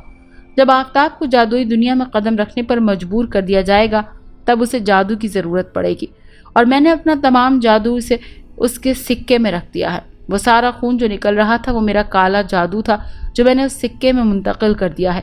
अब मेरे पास सिर्फ सफ़ेद जादू बचा है। जब आफताब को जादू की ज़रूरत पड़ेगी उसे कहना कि वो इस सिक्के को निगल लेगा। मेरा तमाम जादू उसे मिल जाएगा, लेकिन उस वक्त तक जब तक सिक्का उसके अंदर रहेगा तब तक। अगर वो निकाल लिया गया तो जादू भी ख़त्म हो जाएगा। और हाँ, ये सिक्का सिर्फ आफताब ही इस्तेमाल कर सकता है, किसी और के लिए वो सिक्का बेकार है। और ये कमरा जिसमें सिक्का है हमेशा महफूज रहेगा। फिर तुम्हारे बाबा की सांस अटकने लगी। मैंने उन्हें पानी पिलाया। कुछ देर बाद उनकी तबीयत संभली तो उन्होंने मुंह में कुछ पढ़ा और मेरी तरफ फूंक मार दी اور اس وقت انہوں نے مجھ پر بہت زیادہ ظلم کیا۔ وہ اپنا سفید جادو مجھے دے چکے تھے۔ اب انہوں نے کہا کہ میں ان کو مار دوں، پر میں یہ کیسے کر سکتا تھا؟ اسی دوران ومرا کا قہقہا فضا میں گونجا۔ وہ میرے پیچھے کھڑی تھی۔ اس کی آواز گونجی کہ میں اس پل کا کب سے انتظار کر رہی تھی کہ تم کسی کو اپنا سفید جادو دو، تمہاری طاقتیں ختم ہوں اور میں اپنا بدلہ لوں۔ آج وہ پل آ گیا۔ تمہارے بابا کے پاس اب کوئی طاقت نہیں بچی تھی۔ انہوں نے مجھے کہا کہ میں انہیں مار دوں، پر میں ہچکچا رہا تھا۔ اسی دوران ومرا نے کچھ پڑھ کر تمہارے بابا کے اوپر پھونکا اور ان کے ساتھ بھی وہی ہوا جو تمہاری ماں کے ساتھ ہو چکا تھا۔ ان کو بھی پیروں سے نیلی آگ نے اپنی لپیٹ میں لے لیا تھا۔ میں نے اپنا سارا زور لگایا پر وہ آگ نہ بجھا سکا۔ وہ آگ پھیلتی ہوئی اوپر کی طرف جانے لگی۔ میں نے ومرا پر اپنے کچھ جادو استعمال کیے پر اسے کچھ بھی اثر نہیں ہوا۔ وہ پہلے سے بھی زیادہ طاقتور ہو چکی تھی۔ الٹا اس نے اب میرے اوپر جادوئی وار کیا، پر وہ میرا کچھ نہیں بگاڑ سکی کیونکہ تمہارے بابا کا دیا ہوا تعویذ میرے گلے میں موجود تھا۔ اسی دوران تمہارے بابا مجھے چیخ چیخ کر انہیں خنجر سے مارنے کا کہہ رہے تھے۔ آگ ان کی ناف تک پہنچ چکی تھی۔ اب اگر وہ اور اوپر جاتی تو مجھے دیا ہوا سفید جادو بیکار ہو جاتا۔ اب انہوں نے مجھے تمہارا واسطہ دیا کہ اگر میں نے انہیں نہ مارا تو آفتاب مارا جائے گا۔ بس پھر میں نے وہ کیا جو مجھے نہیں کرنا چاہیے تھا۔ میں نے ایک قرض لے لیا، وہ تمہارا قرض تھا۔ اب وہ وقت آ گیا ہے کہ میں تمہیں تمہارا قرضہ واپس دوں اور تم مجھے مار کر اپنے بابا کی موت کا بدلہ بھی لے لو۔ آفتاب یہاں پہنچ کر خاموش ہو گیا۔ میں نے اس کے چہرے کی طرف دیکھا تو وہ آنسوؤں سے بھیگا ہوا تھا۔ میں نے کچھ دیر خاموش رہنا مناسب سمجھا کہ وہ اپنے دل کا بوجھ ہلکا کر لے۔ کچھ دیر بعد وہ پھر بولنے لگا۔ شق یہاں پہنچ کر زور زور سے رونے لگا تھا۔ میرا چہرہ آنسوؤں سے تر تھا۔ پھر اسے کھانسی کا دورہ پڑا اور اسے خون کی قح آ گئی۔ اس نے ساتھ ہی پڑے کپڑے سے اپنا منہ صاف کیا، پانی سے کلی کی اور پھر مجھ سے اچانک ایک سوال پوچھا۔ تمہیں پتا ہے ساری زندگی تمہارے دل میں جادو کا خیال تک نہیں آیا اور پھر اچانک 3 سال پہلے تمہارے دل میں جادو سیکھنے کی شدید لہر اٹھی؟ میرا جواب نفی میں تھا۔ میرا جواب سن کر شق نے کہا کہ یہ سب ومرا کا کیا دھرا ہے۔ تمہارے بابا کی موت کے بعد ومرا پاگل ہو گئی تھی۔ اس نے مجھ پر کئی حملے کیے پر اب وہ مجھے جادو سے کچھ نہیں کر سکتی تھی۔ سب کوششیں ناکام تھیں۔ اس نے جب اپنا جادوئی وار خالی ہوتے دیکھا تو اس نے شہر کے چند گنڈوں کو مجھے مارنے کے لیے بھیجا۔ وہ جادو کی وجہ سے میرے گھر کے اندر تو داخل نہ ہو سکے پر انہوں نے باہر پوزیشن سنبھال لی۔ میں ایک دن باہر نکلا تو میری گاڑی پر فائرنگ ہو گئی۔ میری زندگی ابھی باقی تھی سو بچ گیا۔ تب میں نے شہر کے چند نامور گنڈوں کو منہ مانگی رقم دے کر انہیں اپنی حفاظت کے لیے رکھ لیا۔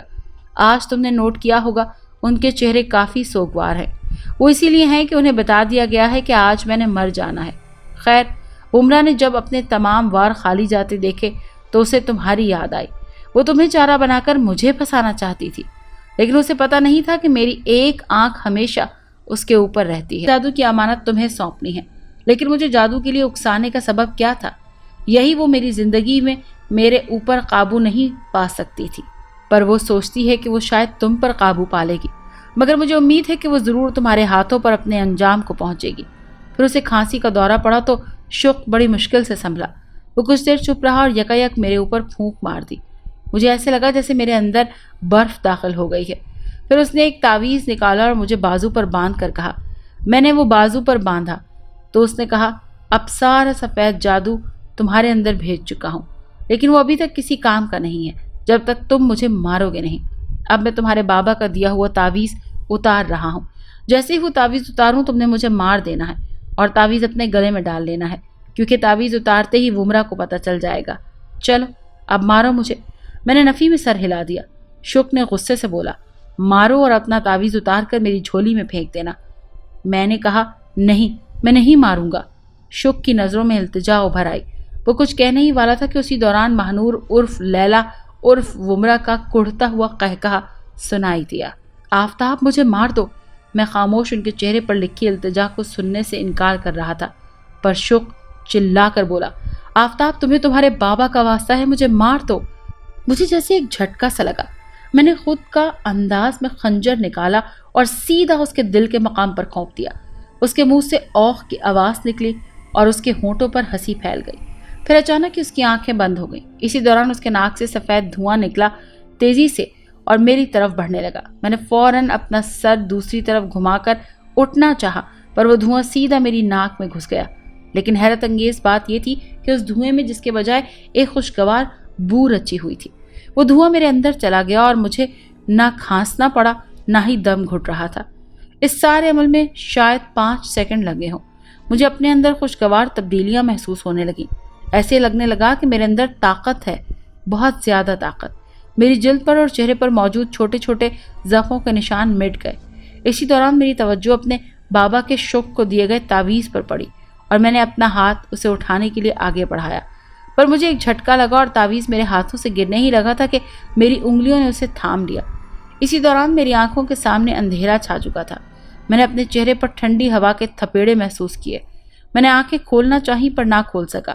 کچھ ہی دیر میں مجھے بے دردی سے ننگے فرش پر پٹخ دیا گیا۔ پورے جسم سے ٹیسیں نکلنے لگیں۔ ہر طرف تاریکی کا راج تھا۔ میں نے اپنے چہرے کو ٹٹولنے کی ہاتھ بڑھایا تو پتہ چلا کہ شک کا دیا ہوا تعویذ ابھی تک میری انگلیوں میں موجود ہے۔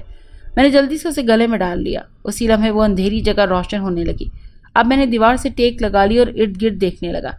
یہ ایک بند کوٹری تھی جس کی چاروں دیواریں بالکل اسپاٹ تھی۔ نہ کوئی کھڑکی اور نہ ہی کسی دروازے کے آثار دکھائی دے رہے تھے۔ اچانک ایک طرف کی دیوار دوسری طرف کھسکنے لگی۔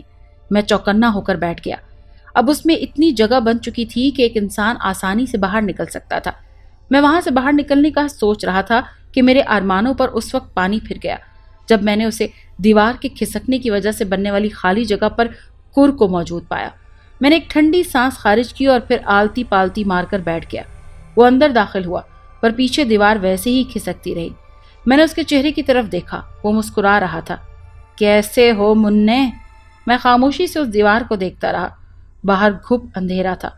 میرا دل کر رہا تھا کہ کُر کو ایک دھکا دوں اور باہر چھلانگ لگا دوں، اور اس نے جیسے ہی میری سوچیں میرے چہرے سے ہی بھانپ لی۔ وہ فوراً چوکنا ہو گیا اور بولا، نہ منّے نہ، یہاں سے بھاگنے کا سوچنا مت۔ یہ کمرہ ایک جال کی طرح ہے۔ یہاں سے باہر نکلو گے تو کسی اور جال میں پھنسو گے، اور آگے پھر کئی جال ہیں جن کی گرفت سے باہر تمہیں موت ہی لائے گی۔ کیا چاہتے ہو تم؟ منّے، تجھے ایک کام بتایا تھا۔ میرا نام آفتاب ہے، میں نے روبدار انداز میں کہا۔ اچھا، تو چوزے کے بھی پر نکل آئے ہیں؟ ہاں تو سر آفتاب صاحب، ہم نے آپ کے ذمے ایک کام لگایا تھا۔ آپ ٹھہرے بڑے آدمی، لگتا ہے آپ نے وہ کام ادھورا چھوڑ دیا ہے۔ اب ہم غریبوں نے آگے میڈم کو جواب دینا ہے، پر مجھے آپ کا جواب چاہیے۔ کون سا کام؟ میں نے جھنجھلا کر پوچھا۔ اچھا، تو جناب اتنے بڑے آدمی بن چکے ہیں کہ انہیں میڈم کا بتایا ہوا کام بھی یاد نہیں؟ کون سا کام؟ مجھے غصہ آنے لگا اور میں کھڑا ہو گیا۔ وہ بے تاثر انداز میں ٹھہرا رہا اور پھر بولا، آپ نے کیونکہ کام نہیں کیا تو اب آپ اپنے لیے کوئی اچھی سی سزا ڈھونڈ لیں۔ ہم نے کوئی سزا ڈھونڈی تو شاید آپ کی شان میں گستاخی ہو جائے گی اور آپ کے طول و بلد میں ایک اور خط استوا کھنچ جائے گی۔ بس اب آپ منظوری دے دیں حضور۔ کس چیز کی منظوری؟ اس نے فوراً ایک گھونسا میرے منہ پر جڑ دیا۔ میرے منہ میں خون کا نمکین ذائقہ گھل گیا۔ اس کے ایک مکے نے ہی میرے چہرے کے طول و بلد میں کافی اضافہ کر دیا تھا۔ مجھے غصہ آ گیا۔ میں نے جوابی وار کرنے کے لیے آگے بڑھا ہی تھا کہ اس نے بالکل دھوبی پاٹ کے انداز میں مجھے جکڑا اور پھر ایک طرف اچھال دیا۔ اس کے بعد وہ مجھ پر پل پڑا۔ میں نے اپنا سر اور چہرہ بچانے کے لیے اپنا منہ اپنے بازوؤں میں چھپا لیا۔ وہ جنونی انداز میں میری لاتوں اور ہاتھوں سے مرمت کر رہا تھا۔ وہ رک گیا اور میں بے سدھ ہو کر لیٹ گیا۔ اس نے فوراً میرے منہ پر ایک ٹانگ جمائی۔ میں نے اپنے چہرے کے جغرافیے میں کافی تبدیلی محسوس کی اور اس کے ساتھ ہی خون نے طغیانی پکڑی اور میرے منہ کے غار سے چشمے کی صورت بہنے لگا۔ اسی دوران کُر میرے سینے پر ٹانگ جما کر بیٹھ گیا اور ایک خنجر نکال لیا۔ آپ نے کبھی مار کھائی ہے؟ آفتاب نے اپنی کہانی سناتے سناتے میرے اوپر اچانک سے خوفناک سوال کر دیا۔ ہاں، یہ کیسا سوال ہے؟ لو جی، ہمیشہ میں ہی بولتا رہتا ہوں، آپ چپ کر کے سنتے رہتے ہیں۔ آج آپ اپنی کہانی سنائیں۔ آفتاب، میری کوئی کہانی نہیں ہے۔ آپ کو پتا ہے جس دن آپ مجھ سے گھبرائے ہوئے تھے تب میں نے آپ کے دماغ میں جھانک لیا تھا اور آپ کی یادوں میں ایک لڑکی شہناز جس کے ساتھ آپ ایک بینچ پر بیٹھے ہیں کچھ لکھ رہے تھے۔ وہ بتائیں، وہ کون ہے؟ وہ کیا؟ وہ تو ایک اہم سی لڑکی تھی، میں نے بس اس کو فارم فل کر کے دیا تھا۔ عامر صاحب، آپ یہ جھوٹ کسی اور کو سنائیں، میں آپ کے من کا اندر پڑھ لیتا ہوں۔ آپ سناتے ہیں یا میں جھانکوں دوبارہ آپ کے دماغ میں؟ ارے نہیں نہیں، کوئی کہانی نہیں ہے۔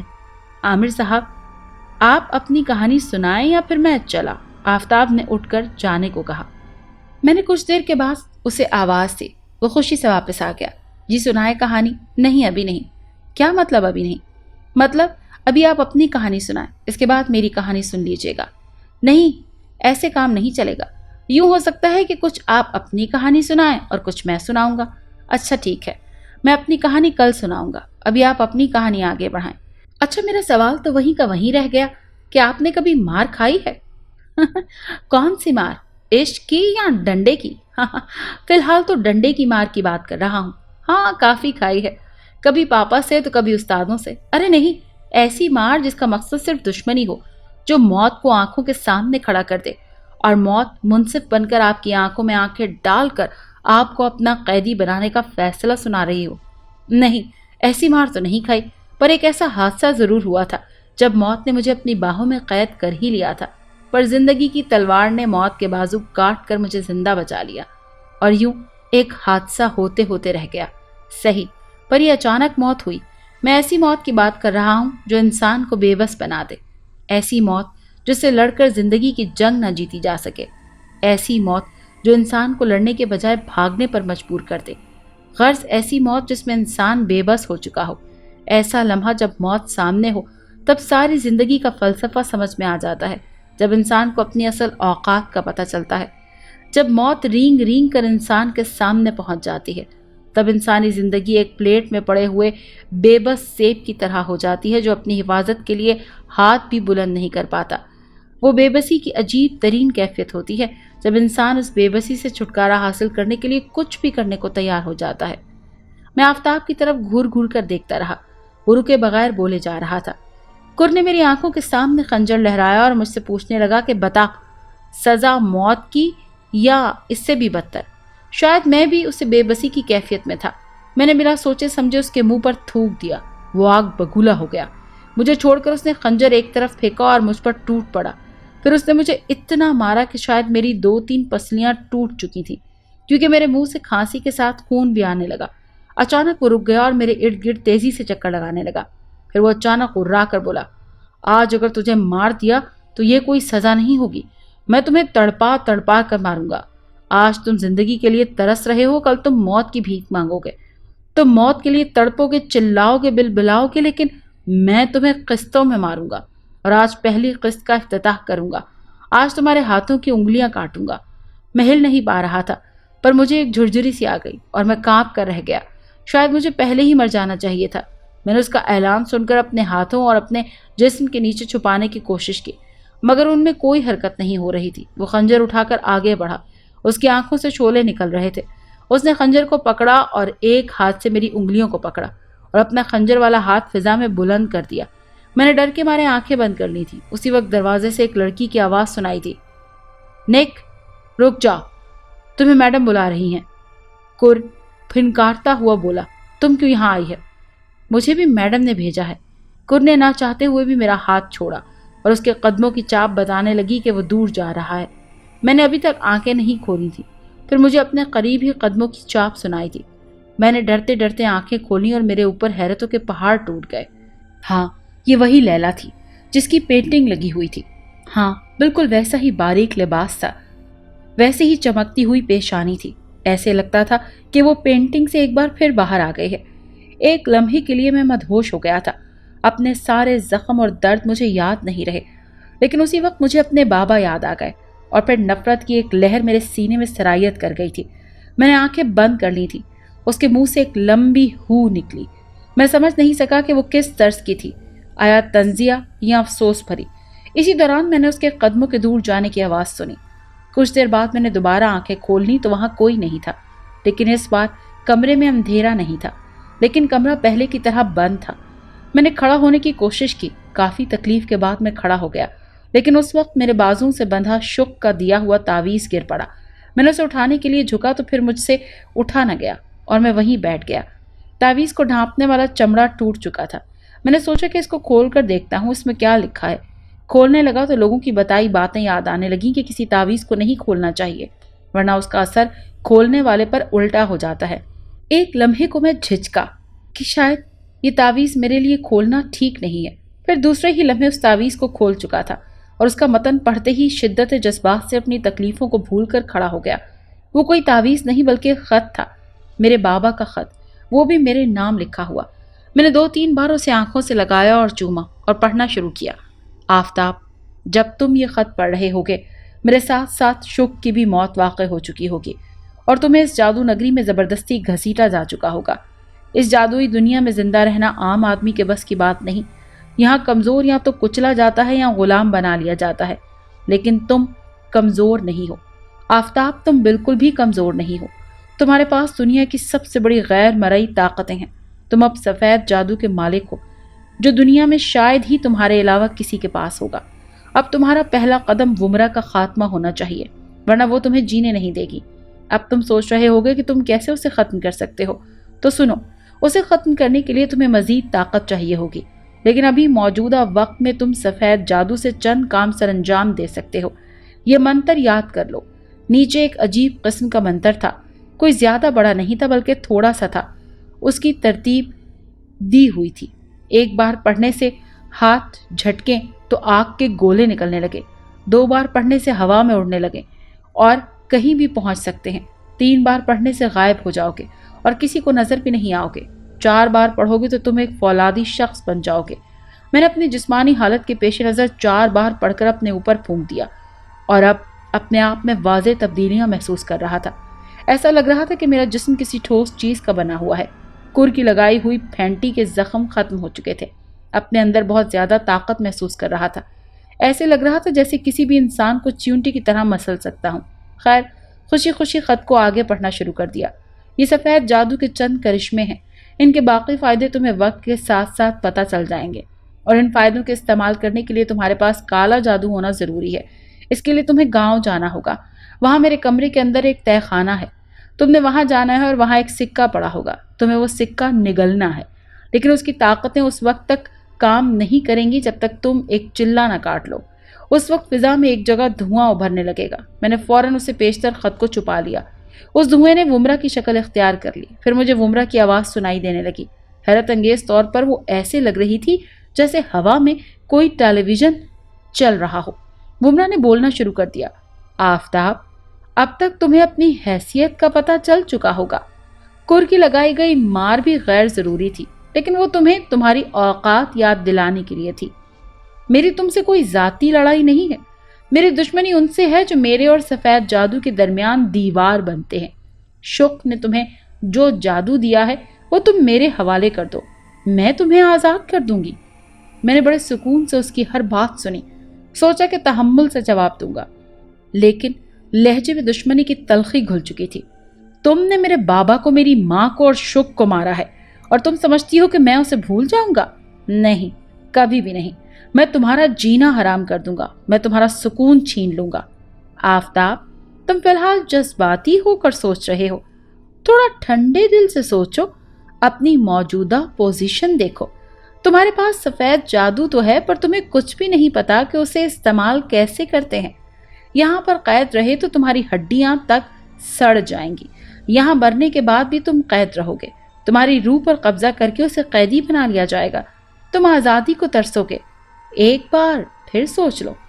میں تھوکتا ہوں تمہاری پیشکش پر، دفع ہو جاؤ، میری نظروں سے دور ہو جاؤ۔ تمہارے حوالے سفید جادو کرنے سے بہتر ہے کہ میں اسے ضائع کر دوں۔ افسوس، اس نے ایک لمبی آہ بھری، تم نادان ہو، ابھی جذبات میں ہو، تمہیں 3 دن کی مہلت دی جاتی ہے، اس کے بعد تمہاری روح بھی ہماری قید کے عذاب سے پناہ مانگے گی۔ ہاں، اگر تم 3 دنوں میں اپنا فیصلہ بدل لیتے ہو تو تمہیں جہاں تمہارا دل چاہے گا پہنچا دیا جائے گا۔ اس کے ساتھ ہی وہ ہلکا پھلکا دھواں غائب ہو گیا۔ ایک لمحے کو میرے دل میں خیال آیا کہ سب کچھ ان کے حوالے کر کے اپنی نارمل زندگی میں جینا شروع کر دوں، لیکن اگلی سچائی کافی خطرناک تھی۔ جو بھی سفید جادو کسی کے حوالے کرتا ہے وہ اسی وقت تک کارآمد نہیں ہوتا جب تک دینے والے کو لینے والا اپنے ہاتھوں سے نہ قتل کر دے۔ ہرافا، میرے دل کی گہرائیوں سے نکلی اس گالی نے میرے منہ تک آتے ہی دم توڑ دیا، کیونکہ اس وقت دیوار کے ایک طرف کھسکنے لگی۔ سامنے دوبارہ وہی موجود تھی، لیکن اس بار کپڑے تبدیل تھے۔ کیوں؟ 3 دن کی مہلت ابھی ختم ہو گئی؟ تم 3 دن کو رو رہے ہو اور یہاں سالوں کی مہلت لمحوں میں ختم ہو جاتی ہے۔ یہ جادو نگری ہے، تمہاری معمولی دنیا نہیں۔ اسی دوران اس نے ایک لپٹے ہوئے کاغذ کو میری طرف اچھالا۔ میں نے حیرت سے وہ کاغذ کھولا، وہاں چند سطریں تحریر تھیں۔ میں لیلا نہیں ہوں، میرا نام مہنور ہے، میں وہی ہوں جس سے تمہاری پہلے دن ملاقات ہوئی تھی۔ میں تمہاری خیر خواہ ہوں، جسے تم یہاں قید ہو ویسے میں بھی یہاں قید ہوں، بس میں ان کی غلامی قبول کر لی ہے، اسی لیے مجھے کچھ آزادیاں حاصل ہیں۔ یہاں ہونے والی تمام باتیں یہ جادوئی کمرہ سن رہا ہے، اسی لیے اپنی کسی بات سے ظاہر نہ ہونے دینا کہ میں نے تم سے کوئی خفیہ رابطہ کیا ہے۔ خیر، یہ شاید کوئی نیا ڈرامہ تھا۔ سوچا اگر یہ لوگ ڈرامہ کر رہے ہیں تو مجھے کیا فرق پڑتا ہے، میں بھی ان کے ڈرامے کا حصہ بن جاتا ہوں، شاید اس طرح کوئی اور راستہ نکل آئے، یعنی اب میں اپنی دردناک موت کو قریب سمجھوں۔ اسی دوران میں نے قلم کا اشارہ کر دیا تھا۔ اس نے قلم پھینکتے ہوئے کہا، تمہاری موت تو تمہاری پیدائش سے تمہارے قریب ہے، یہ تو میڈم کی مہربانی ہے کہ تم ابھی تک زندہ ہو۔ میں نے اس سے پوچھا کہ تم میرے لیے کیا کر سکتی ہو۔ اسی دوران ہماری دھمکیاں چلتی رہیں اور میں اسے دکھاتا رہا کہ میں مروب ہو رہا ہوں۔ اس کے مطابق وہ یہاں سے نکلنے کا راستہ جانتی تھی۔ لیلا یہاں نہیں تھی، یہاں صرف نک تھا۔ یہ نک کون ہے؟ اس نے مجھے ایسی نظروں سے دیکھا جیسے اسے میری ذہنی صحت پر شک ہونے لگا ہے۔ ابھی جس سے تم بڑے مزے سے مار کھا رہے تھے وہ نک ہے، لیکن اس کا نام تو کر ہے۔ او ہو، کر تو پہلے درجے کے جادوگر کو کہتے ہیں، وہ تیسرے درجے کا ہے، اسی لیے اسے نک کہتے ہیں۔ میں سوچ رہا تھا کہ عجیب گہن چکر ہے۔ خیر، وہ آگے بتاتی رہی تھی، نک نے کل صبح کہیں چلے جانا تھا، تو یہ جادوئی دنیا کافی حد تک ویران ہو جاتی ہے، اور وہ یہاں اسی لیے قید تھی کیونکہ وہ لیلا کی ہم شکل تھی۔ لیلا اسے اپنی جوانی کی نشانی سمجھ کر قید کیے ہوئے تھی۔ وہ باہر جا سکتی تھی لیکن ومرہ سے ڈرتی تھی کیونکہ وہ اسے کہیں سے بھی ڈھونڈ لیتی اور پھر اس پر جادوئی پانی پھیر دیا جاتا۔ جادوئی پانی ایک طرح کا تیزاب تھا جو لاشوں کو ہنود کر دیتا ہے اور روحوں کو آزاد کر کے اس جادوئی پانی ڈالنے والے کے قبضے میں کر دیتا ہے۔ پھر کیونکہ روح زمان و مکان کی قید سے آزاد ہوتی ہے، اسی لیے وہ پھر اپنی ساری زندگی اسی سے کام لیتے رہتے ہیں۔ وہ جسم ساری زندگی جلتا تڑپتا رہتا ہے، اسے آتما شانتی نصیب نہیں ہوتی۔ اب وہ بتا رہی تھی کہ میرے سفید جادو کی وجہ سے اس جادو نگری میں ہلچل پائی جا رہی ہے۔ جادوئی دنیا کے بڑوں نے لیلا کو 10 دن کی مہلت دی ہے، اس کے بعد وہ مجھ پر جادوئی پانی پھیر دیتے اور میری روح کو قبضے میں لے کر اس سے کام کروا لیتے۔ کیونکہ میرے پاس سفید جادو تھا تو میری روح بھی سب سے زیادہ طاقتور ہوتی، جبکہ لیلا چاہتی تھی کہ وہ کسی طرح مجھ سے سفید جادو وصول کر لے، اسی لیے وہ آج دوپہر سے کہیں چلی گئی تھی۔ اس نے کہیں جا کر 3 دن کا چلہ کاٹنا تھا۔ اس چلے میں وہ اپنے 5ویں درجے کے کسی استاد جادوگر کی روح کو بلاتی اور وہ اسے بتاتا کہ کس طرح وہ میری مرضی کے بغیر مجھ سے سفید جادو حاصل کر سکتی ہے۔ اب مہنور چاہتی تھی کہ وہ یہاں سے آزاد ہونا چاہتی ہے، لیکن وہ چاہتی ہے کہ آزادی کے بعد اس کے لیے اور اس کے گھر والوں کے لیے ایسے تعویذ بنا کر دوں جسے میں نے پہنے ہوئے ہیں، تاکہ میں لیلا اور اس کے چیلوں کے حملے سے محفوظ رہ سکوں۔ میں نے اسے چند لمحے سوچنے کی مہلت مانگی۔ اس نے بتایا کہ وہ اب جا رہی ہے، اب کھانے پر ملاقات ہوگی۔ وہ اپنی اونچی ہیل سے کھٹ کھٹ کرتی چلی گئی اور اس کے باہر قدم رکھتے ہی دیواریں واپس ایک ہو گئیں۔ کھانے کے وقت کا انتظار کرتے کرتے میرے پاس اتنا وقت تھا کہ میں اس منتر کو حفظ کر لیتا اور باقی حفظ مکمل پڑھ لیتا۔ میں نے خط نکال کر پہلے منتر کو یاد کر لیا، اس کے بعد خط کو آگے پڑھنا شروع کیا۔ وہ چلہ کافی خطرناک ہوگا، اس کی ساری معلومات اس نے تہہ خانے میں رکھی کالے جادو کی کتاب میں درج ہوں گی۔ اس کے ساتھ ہی وہ کتاب بہت اہم ہے، اس میں بہت سارے اور جادو بھی دیے گئے ہیں۔ بیٹا، میں تمہیں حق اور باطل کی جنگ میں نہیں پھینکنا چاہتا۔ ہمارا اور اس جادوئی دنیا کا کوئی مقابلہ نہیں ہے، اگر ہے تو اتنا کہ ہم زندہ رہنا چاہتے ہیں اور وہ ہم سے یہ حق چھیننا چاہتے ہیں۔ لیکن یاد رکھو، تم نے اپنے حق کے لیے لڑنا ہے، یہ حق تم سے کوئی نہیں چھین سکتا۔ اگر کوئی چھیننے کی کوشش کرے تو تم اس سے لڑنا، یہی تمہارا حق ہے۔ اس دنیا میں طاقت کے ساتھ عقل بھی زندہ رہنے کے لیے ضروری ہے۔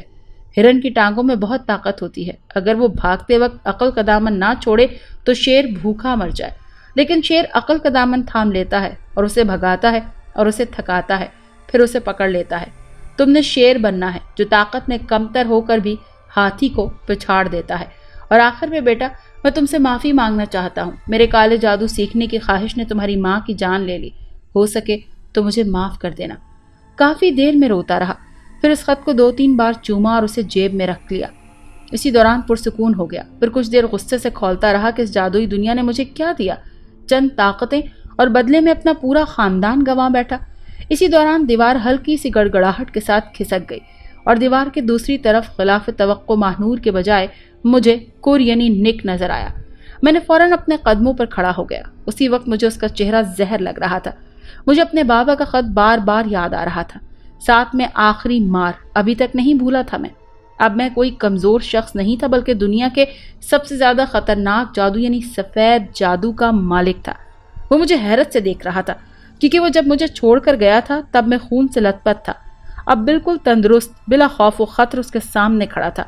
اس نے ایک نگاہ غلط مجھ پر ڈالی اور اچانک دوڑ لگا دی۔ میں اسی جگہ رکا رہا، نہ کوئی ڈر، نہ خوف اور نہ ہی جان بچانے کی کوئی آرزو۔ اس نے مجھ سے تھوڑا دور پہنچ کر الٹی قلع بازی کھائی اور اس کے دونوں پاؤں میرے سینے سے جا ٹکرائے۔ مجھے ہلکا سا جھٹکا لگا اور میں ایک دو قدم پیچھے ہٹ گیا، جبکہ وہ چلاتا ہوا نیچے گر پڑا۔ کچھ دیر میں اس لیے اگلے وار کا انتظار کرتا رہا، پھر وہ کچھ دیر یوں ہی پڑا رہا، پھر اٹھ کر دیوار کے پاس چلا گیا۔ اسی دوران دروازہ کھلا ہوا تھا، پر میرا فرار ہونے کو دل نہیں کر رہا تھا۔ میں خاموشی سے اسے گھورتا رہا۔ اس کی آنکھوں میں اب غصے کے ساتھ ساتھ پریشانی بھی جھلک رہی تھی۔ اس نے وہیں کھڑے کھڑے اپنے ہاتھ ہلائے اور کافی سارے پتھر میری طرف سفر کرنے لگے۔ میں نے ڈر کے مارے اپنے بازو چہرے کے اوپر کر لیے۔ کچھ دیر تک کچھ نہ ہوا تو ڈرتے ڈرتے آنکھیں کھولی۔ میرے جسم سے تھوڑا دور سارے پتھر بکھرے ہوئے تھے۔ میرے ذہن میں میرے بابا کا تعویذ یاد آیا۔ میرا دل اور چوڑا ہو گیا۔ اس بار میں نے ایک بار منتر پڑھ کر پھونک دیا اور ایک آگ کا گولا میرے ہاتھ کے اوپر چمکنے لگا۔ میں نے ہاتھ کا اشارہ کیا تو وہ سیدھا اس کی طرف بڑھنے لگا اور اس کی طرف سے آنے والے تمام پتھروں کو نگل گیا اور اب وہ نک کی طرف بڑھ رہا تھا۔ اس نے ایک دو منتر پڑھ کر پھونکے تو اس کے ہاتھوں سے پانی کے گولے نکلے، لیکن وہ گولے آگ والے گولے کی حدت کم نہ کر سکے۔ جب وہ گولا اس کی کافی قریب پہنچا تو اس نے کھسکی ہوئی دیوار کی وجہ سے بننے والے دروازے سے باہر چھلانگ لگا دی۔ اس کے چھلانگ لاتے ہی دیوار فوراً سپاٹ ہو گئی۔ دیوار سے ٹکراتے ہی ہر طرف اندھیرا پھیل گیا۔ ہر طرف ایک ایسی آوازیں آنے لگیں جیسے کوئی میت پر بین کر رہا ہو۔ میں اندھیرے میں ٹٹولتا ہوا آگے بڑھا۔ کچھ دیر چلا تھا کہ مجھے احساس ہونے لگا کہ میں کمرے کے احاطے سے باہر تھا۔ اسی دوران مجھے ماہنور کی چلاتی ہوئی آواز سنائی دی۔ میں نے آگ والا منتر پڑھا اور آدھی مٹی کھول کر ہاتھ کو اوپر کا اشارہ کیا۔ میرے ارد گرد ساری جگہ روشن ہو چکی تھی۔ عجیب قسم کا ویرانہ کمرہ تھا۔ اسی دوران مجھے ماہنور کی آواز سنائی دی۔ وہ مجھے پکار رہی تھی۔ مجھے اس کی آواز کی سمت بڑھا اور آگے نظر آ گئی۔ آج تم نے کمال کر دیا، پوری جادوئی دنیا میں ہلچل مچا دی ہے۔ ایک طرف جہاں ومرا یہاں نہیں ہے، وہیں اس کے خاص چیلے نک کو ہرا کر جادوئی نگری کی بنیاد میں درار ڈال دی ہے۔ میں اسے سوچنے لگا کہ یہ نک کون ہے، پھر یاد آیا کور ہی نک ہے۔ یہ جادوئی دنیا بھی عجیب گھن چکر تھی۔ ایک طرف شق پہلے دشمن بن کر سامنے آیا اور ومرا دوست بن کر، پھر پتہ چلا کہ شق ہی اس دنیا میں میرا واحد دوست ہے اور ومرا ہی سخت ترین دشمن ہے۔ اب ماہنور مجھے عجیب عجیب راستوں سے لے کر آگے بڑھ رہی تھی۔ ایک جگہ پر بڑا سا احاطہ بنا ہوا تھا، چاروں طرف اونچی اونچی جگہ تھی اور اوپر سے بند تھی۔ ایک دراڑ نما دروازہ تھا جہاں سے آگے بڑھا جا سکتا تھا۔ وہاں تک پہنچے تو ایک دم سے کہیں ایک کالا آدمی سامنے آ گیا۔ اس کی سخت کڑک آواز سنائی دی۔ جادوئی دنیا کے فوری نافذ اصولوں کے مطابق یہاں سے کوئی شخص باہر نہیں جا سکتا۔ میرے راستے سے ہٹ جاؤ ورنہ میں تمہارا برا حشر کر دوں گا۔ وہ ہنسنے لگا۔ نادان انسان، میں 3 تک گنوں گا، اس کے بعد کوئی مہلت نہیں ملے گی۔ یہ کہہ کر اس نے گنتی شروع کی۔ 1 2۔ اسی دوران میں نے منتر پڑھا تھا۔ اس کے 3 کہتے ہی ایک آگ کا گولا اس کی طرف پھینکا جس نے اسے لپیٹ میں لے لیا اور عجیب قسم کی آگ میں وہ گھر گیا۔ وہ چیخ چیخ کر میری منتیں کرنے لگا۔ اگر آگ بجھا دو گے تو میں تمہارا غلام بن کر جیوں گا۔ ماہنور نے کہا کیوں نہ اسے موقع دیا جائے، ویسے بھی تمہارا کوئی جانثار نہیں ہے۔ ٹھیک ہے، کہتے ہوئے میں نے آگ کا منتر پڑھ کر آگ اٹھا لی اور روشن کر لی۔ وہ کالا آدمی میرے قدموں میں جھک گیا۔ میں نے اسے اٹھایا اور چلنے لگا۔ ہم اس دراڑ سے باہر نکلے تو میں نے سوچا کہ پہلے گاؤں جانا ہے۔ اس سے ہوا میں اڑنے والی گنتی میں منتر پڑھا اور ان دونوں کے ہاتھ پکڑ لیے۔ ابھی ہلکا سا اٹھے ہی تھے کہ کسی کے سخت پنجے میرے پاؤں سے ٹکرائے اور ایک دھڑام سے میں کسی دیوار سے ڈال ٹکرایا۔ لو جی، تھوڑا سا اڑنا کیا سیکھ لیا، ابا جی کو بھول ہی گئے، بڑی ہی نافرمان اولاد ہو تم۔ نک کی استہزائیہ آواز نے کانوں میں غصے کی گھنٹیاں بجانی شروع کر دیں۔ روشنی تو بجھ چکی تھی۔ ماہنور کا حوالہ ایک جگہ نظر آ رہا تھا جیسے وہ 2 زانوں ہو۔ وہ کالا آدمی کہیں نظر نہیں آیا، شاید وہ زمین پر ہی گرا پڑا ہو۔ مجھے اپنی ہڈیوں کو جوڑ جوڑ ہلا محسوس ہو رہا تھا۔ نک کی آواز سن کر میں نے اپنے قدموں پر کھڑا ہونے کی کوشش کی مگر سب بے سود نکلا۔ میں نے جلدی سے خود کو فولاد بنانے والا منتر پڑھا۔ ابھی وہ منتر میرے منہ میں ہی ہوگا کہ اس کے ایک زوردار مکے نے میرے جبڑے کی بنیادوں میں زلزلہ برپا کر دیا۔ ایک بار پھر اپنے حواس مجتمع کر کے دوبارہ کوئی جادو کرنے کا سوچا ہی تھا کہ نک نے اپنا بازو میرے گلے میں حائل کر دیا۔ کوئی منتر تو خاک، میری تو سانسیں ہی گلے میں اٹک گئیں۔ میں دم لینے کے لیے زور لگا رہا تھا، میری آنکھوں کے آگے اندھیرا چھانے لگا۔ اسی دوران میں نے ایک سائے کو اپنی طرف لپکتے دیکھا۔ میری آنکھیں ماہنور کے ہلانے جلانے پر کھلی۔ وہ چلا چلا کر مجھے اٹھنے کا کہہ رہی تھی۔ میں نے آنکھیں کھولی تو وہ مجھ سے کہنے لگی، چلو آفتاب جلدی اٹھو، اگر نک اٹھ گیا تو پھر ہم بھاگ نہیں سکیں گے۔ اسے کیا ہوا؟ میں نے نک کی طرف اشارہ کرتے ہوئے پوچھا۔ وہ جب تمہارا گلا دبا رہا تھا تو میں نے پیچھے سے اس کے سر میں اینٹ ماری اور وہ بے ہوش ہو گیا۔ اسی دوران میں اٹھ بیٹھا۔ مجھ سے تھوڑا دور نک پڑا ہوا تھا۔ اندھیرے میں وہ واضح تو نظر نہیں آ رہا تھا، مگر جسے آڑے تیڑے انداز میں وہ زمین پر لیٹا ہوا تھا، کوئی پہیلی ہی نظر آ رہی تھی۔ میں نے کالے آدمی کی تلاش میں ارد گرد سر گھمایا تو وہ مجھے کہیں نظر نہ آیا۔ ماہنور جیسے میری نظروں کا مطلب جان کر بولی کہ وہ کہیں بھاگ گیا ہے، یہاں نہیں ہے وہ۔ میں نے ہمت جمع کی اور کھڑا ہوا، لنگڑاتا ہوا نک کے پاس جا رکا۔ گلے میں ابھی تک خراش محسوس ہو رہی تھی۔ نک کے ساتھ پڑی ہوئی اینٹ دیکھی، اسے اٹھایا تو ماہنور مضطرب انداز میں کھڑی ہو گئی۔ آفتاب کیا کر رہے ہو؟ چلو بھاگ چلے یہاں سے۔ میں نے اس کا سوال نظر انداز کرتے ہوئے فولادی جسم والا منتر پڑھا اور خود پر پھونک مارنے کے ساتھ ہی اس اینٹ پر پھونک مار دی۔ اب میرے زخم بھی ختم ہو گئے اور ساتھ ہی درد کا احساس بھی غائب ہو گیا۔ میں بنا سوچے سمجھے وہ اینٹ بے ہوش نک کے سر میں دے ماری۔ نہیں! ماہنور کی چلاتی ہوئی آواز آئی۔ اسی وقت ایسے لگا جس زمین میں زلزلے کے جھٹکے لگ رہے ہوں۔ پھر ایک سخت چیز مجھ سے ٹکرائی اور میں ہوا میں اچھل کر پیچھے جا گرا۔ کوئی سخت پتھر نما چیز مجھ سے آ کر ٹکرائی تھی، لیکن مجھے کوئی چوٹ نہیں لگی کیونکہ میں نے فولادی منتر پڑھا ہوا تھا۔ وہ نک کی طرف تیزی سے بڑھ رہی تھی۔ یہ تو نے کیا کیا؟ میں حیرت سے دنگ رہ گیا۔ اس نے آگے بڑھ کر نک کا سر اپنی گود میں لے لیا۔ وہ میری طرف پیٹ کر کے بیٹھی تھی۔ یہ سالوں تک میرا ساتھ دیتا رہا ہے اور تم نے اسے مجھ سے لمحوں میں جدا کر دیا۔ میری بے بسی کہ میں گمراہ ہو کر بھی اسے نہیں بچا سکی۔ میں نے ہی اسے بے ہوش کیا۔ ہمارا ڈرامہ کامیاب ہوا اور تم نے اسے مار ڈالا۔ وہ بین کرنے لگی۔ وہ رو رہی تھی۔ میرے ذہن سے سارے پردے ہٹ چکے تھے۔ فوراً ہی بقا کی خواہش میرے دل میں جاگی اور میں نے وہاں سے بھاگنے میں ہی عافیت سمجھی۔ میں ہوا میں اڑنے لگا کہ زور سے ایک آواز آئی، میڈم وہ بھاگ رہا ہے۔ یہ وہی کالا آدمی تھا۔ ومرا نے فوراً میری طرف دیکھا، مگر میں کافی آگے جا چکا تھا۔ اسی وقت ومرا نے ہاتھ جھٹکا اور اس کے ہاتھوں سے عجیب قسم کی کوئی مادہ نکلی اور میری طرف بڑھنے لگی۔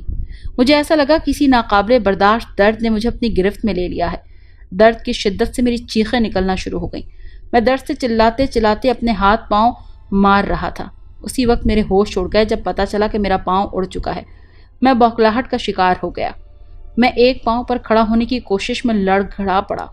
جادو نگری سے صحن تک کا سفر کرتے مجھے زیادہ سے زیادہ 2 منٹ گزرے ہوں گے، پر اس دوران ٹھنڈی ہوا لگنے سے پاؤں سن ہو گیا اور جسم جیسے سکتے کی حالت میں آ چکا۔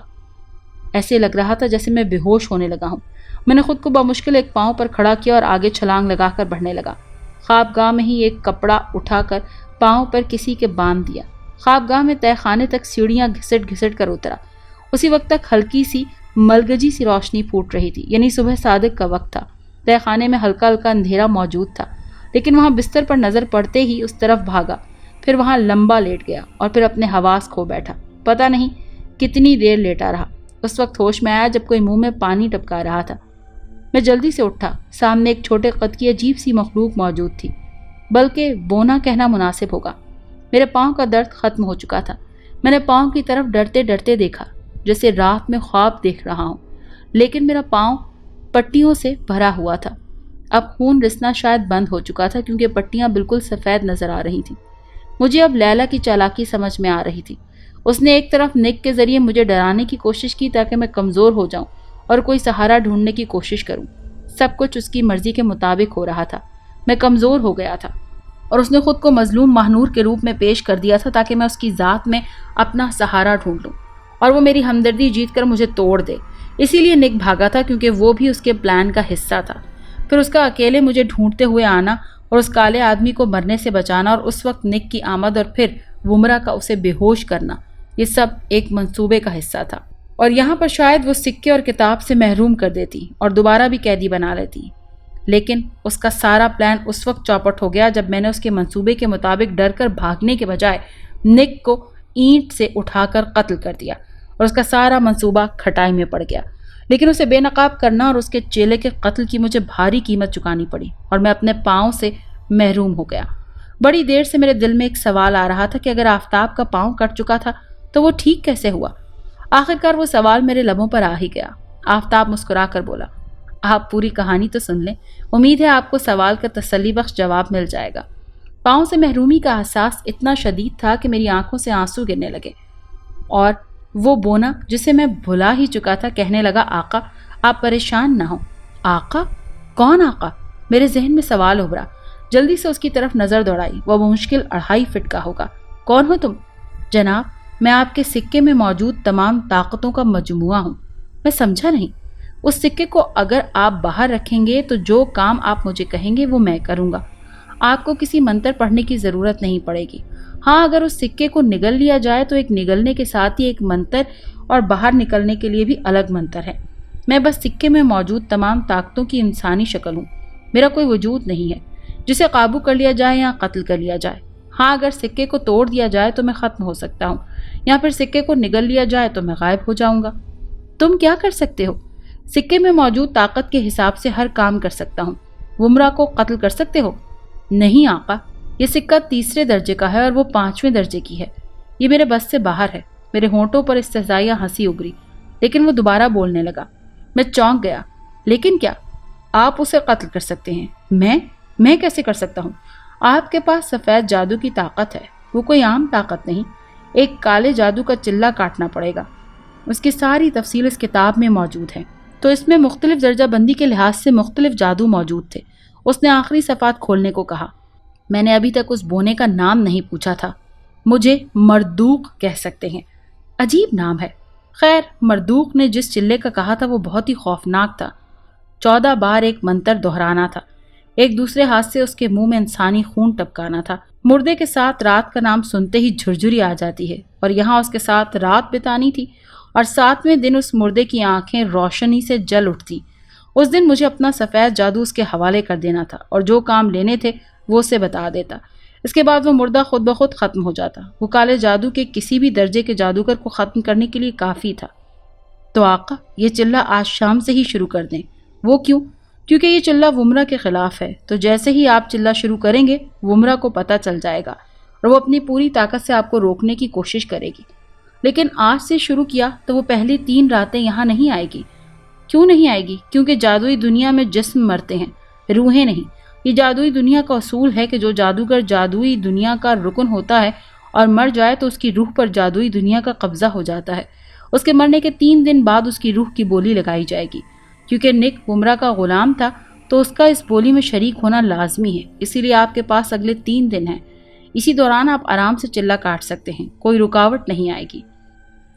میں نے بھی خوراک اور پانی کا انتظام کیا اور مردوق کو بتایا۔ اس نے کہا خون کسی بھی بلڈ بینک سے چوری کیا جا سکتا ہے، جبکہ مردے کا انتظام ابھی کیا جا سکتا ہے۔ میں نے پوچھا کیسے؟ رات آپ کے پرانے گھر والے گاؤں میں ڈکیتی کی واردات ہوئی ہے۔ ڈاکو نے مزاحمت پر ایک بندے کو قتل کر دیا، پھر گاؤں والوں نے سب بندوقیں ڈنڈے لے کر ان کے پاس گھیرا ڈال دیا۔ اب وہ ڈاکو لوٹے ہوئے سامان کے ساتھ گنے کی فصل میں چھپے ہوئے ہیں۔ ان میں سے ایک ڈاکو کو اٹھا کر یہیں لے آتے ہیں۔ تم ایسا کرو کہ جس ڈاکو نے گولی چلا کر قتل کیا ہے اسے یہاں لے آؤ، جب باقی ڈاکوں کو کسی طرح گاؤں والوں کے حوالے کر دو۔ یہ سنتے ہی مردوق غائب ہو چکا تھا۔ تھوڑی دیر بعد دھڑام سے ایک آدمی تہہ خانے میں گرا۔ ماتھے پر ایک ہلکا زخم کا نشان تھا اور کپڑے وغیرہ پھٹے ہوئے تھے۔ ایسا لگ رہا تھا جیسے وہ کچھ دیر پہلے ہی ہاتھا پائی کرتا رہا ہو۔ اس نے جلدی سے ہلنا جلنا چاہا، پر اس کے ہاتھ پیر دونوں آپس میں ملا کر بڑی مہارت سے بندھے ہوئے تھے۔ تو تم کوئی جادوگر ہو؟ اس بندے نے پوچھا۔ ہاں، مجھے بھی یہ جادو سکھاؤ، ابھی سکھاتا ہوں۔ مردوق، اسے جادو سکھاؤ ذرا۔ شاباش۔ طے شدہ طریقہ کار کے مطابق مردوق نے اس کی گردن دبوچ لی اور کچھ ہی دیر میں وہ غنڈا اس کے ہاتھوں میں جھول رہا تھا۔ چلو اس کو یہیں لٹا دو، ادھر ہی حصار منائیں گے، یہ کمرہ محفوظ ہے، یہاں لیلا بھی اندر نہیں گھس سکے گی۔ نہیں آقا، یہ چلہ کسی چھت کے نیچے بیٹھ کر نہیں کیا جا سکتا، اس کے لیے کھلا آسمان ضروری ہے۔ پھر کھلے آسمان تلے تو کوئی بھی دیکھ سکتا ہے۔ نہیں آقا، ایک تو آپ ویرانے میں بیٹھیں گے، دوسرا حصار قائم کرتے ہی آپ باہر کے عام لوگوں کی نظروں سے اوجھل ہو جائیں گے، اور کوئی ویرانہ ڈھونڈنا پڑے گا۔ جی آقا، جہاں 7 دن آرام سے رہا جا سکے۔ وہ وہاں سے چلا گیا۔ میں نے دوبارہ وہ جادوئی منتروں والی کتاب اٹھا لی اور اس کو دیکھنے لگا۔ ایک بار کتاب بند کر کے دوبارہ سے سب منتر ذہن نشین کرنے لگا۔ میں تمام منتر آہستہ آہستہ دل میں دہرا رہا تھا اور سکے کو جیب میں ڈال دیا۔ تھوڑی دیر بعد مردوق ظاہر ہوا۔ اس نے کئی شاپر بھرے ہوئے تھے، ڈرائی فروٹ سے لے کر ٹن پیک خوراک اور منرل واٹر کی بوتلیں بھی اس کے اندر موجود تھی، اور ایک شاپر میں 7 خون کی بوتلیں موجود تھیں۔ ایک بات بتاؤ، 7 دن میں تو لاش خراب ہو جائے گی اور خون بھی خراب ہو جائے گا۔ نہیں، منتر پڑھنے کے باوجود اگر ایسا ہوا تو ہمارا چلہ ٹھیک نہیں ہے۔ منتر پڑھنے کی وجہ سے نہ ہی لاش خراب ہوگی اور نہ ہی یہ خون کی بوتلیں خراب ہوں گی۔ پھر ہم نے ایک ویران جگہ ڈھونڈ لی اور اس نے کہا کہ یہ جگہ ٹھیک رہے گی۔ میں نے کہا ٹھیک ہے، رات کو وہیں چلیں گے، تم جا کر سامان وہاں رکھ دو، رات کا کھانا یہیں کھائیں گے، اس کے بعد چلنا ہے۔ چلہ 12 بجے کے بعد شروع کرنا ہے، جو حکم آقا۔ تم کیا کرو گے؟ جہاں سکہ وہاں میں ہوں گا، سکہ حصار کے اندر تو میں بھی اندر ہوں گا، اور اگر باہر رکھ دو تو میں بھی باہر۔ حصار کے اندر یا باہر جانا میرے بس سے باہر ہے۔ رات کو میں نے اکیلے کھانا کھایا، مردوق کے مطابق وہ کھانے پینے سے آ رہی ہے۔ خیر، میں نے اسے کہا کہ میرے پاؤں کی پٹی کر دے۔ پاؤں کی طرف دیکھا تو دل میں ایک ہوک سی اٹھی اور آنکھوں میں آنسو آ گئے۔ خیر، اس نے پٹی کی اور کوئی عجیب سی دوا لگائی۔ اس کے مطابق یہ اس زخم کے ایک بار لگانی پڑے گی اور پھر میرا زخم ٹھیک ہو جائے گا، کیونکہ سفید جادوئی کی طاقت ویسے ہی کسی زخم کو نہیں رہنے دیتی، اور یہ دوائی بھی کسی جادوئی محلول سے تیار شدہ تھی۔ اس کے بعد مردوق نے انگلیاں چٹکائیں اور ہم لمحوں میں گنے کے کھیت کے اندر تھے۔ میں ایک پاؤں پر کھڑا تھا، جلدی سے وہ عصا نکالا اور اپنے دوسرا پاؤں اس کا بنا لیا۔ اسی دوران مردوق نے ایک تھیلا مجھے دیا اور اس میں سفید چونا بھرا ہوا تھا۔ آقا، یہ آپ ہی منتروں کے ورد کر کے حصار بنائیں گے، اور میں نے حصار بنا لیا۔ تھوڑی دیر میں ہم وقت گزرنے کا انتظار کرتے رہے۔ 12 بجنے میں ابھی 2-3 منٹ بچے ہوں گے کہ مردوق نے مجھے کہا کہ اب سکہ نگلنا پڑے گا۔ مگر کیوں؟ 2 طاقتیں ایک ہی حصار میں نہیں رہ سکتی۔ چلے کے دوران مجھے آپ کے پیٹ میں رہنا ہوگا، اور چلے کے بعد آپ سکہ اگل سکتے ہیں۔ اور آقا، ایک بار چلہ شروع کرنے سے پہلے دوبارہ سوچ لیجئے، آپ کو سفید جادو اس کے حوالے کرنا ہوگا، اور آپ جانتے ہیں نا سفید جادو دینے سے کیا ہوگا۔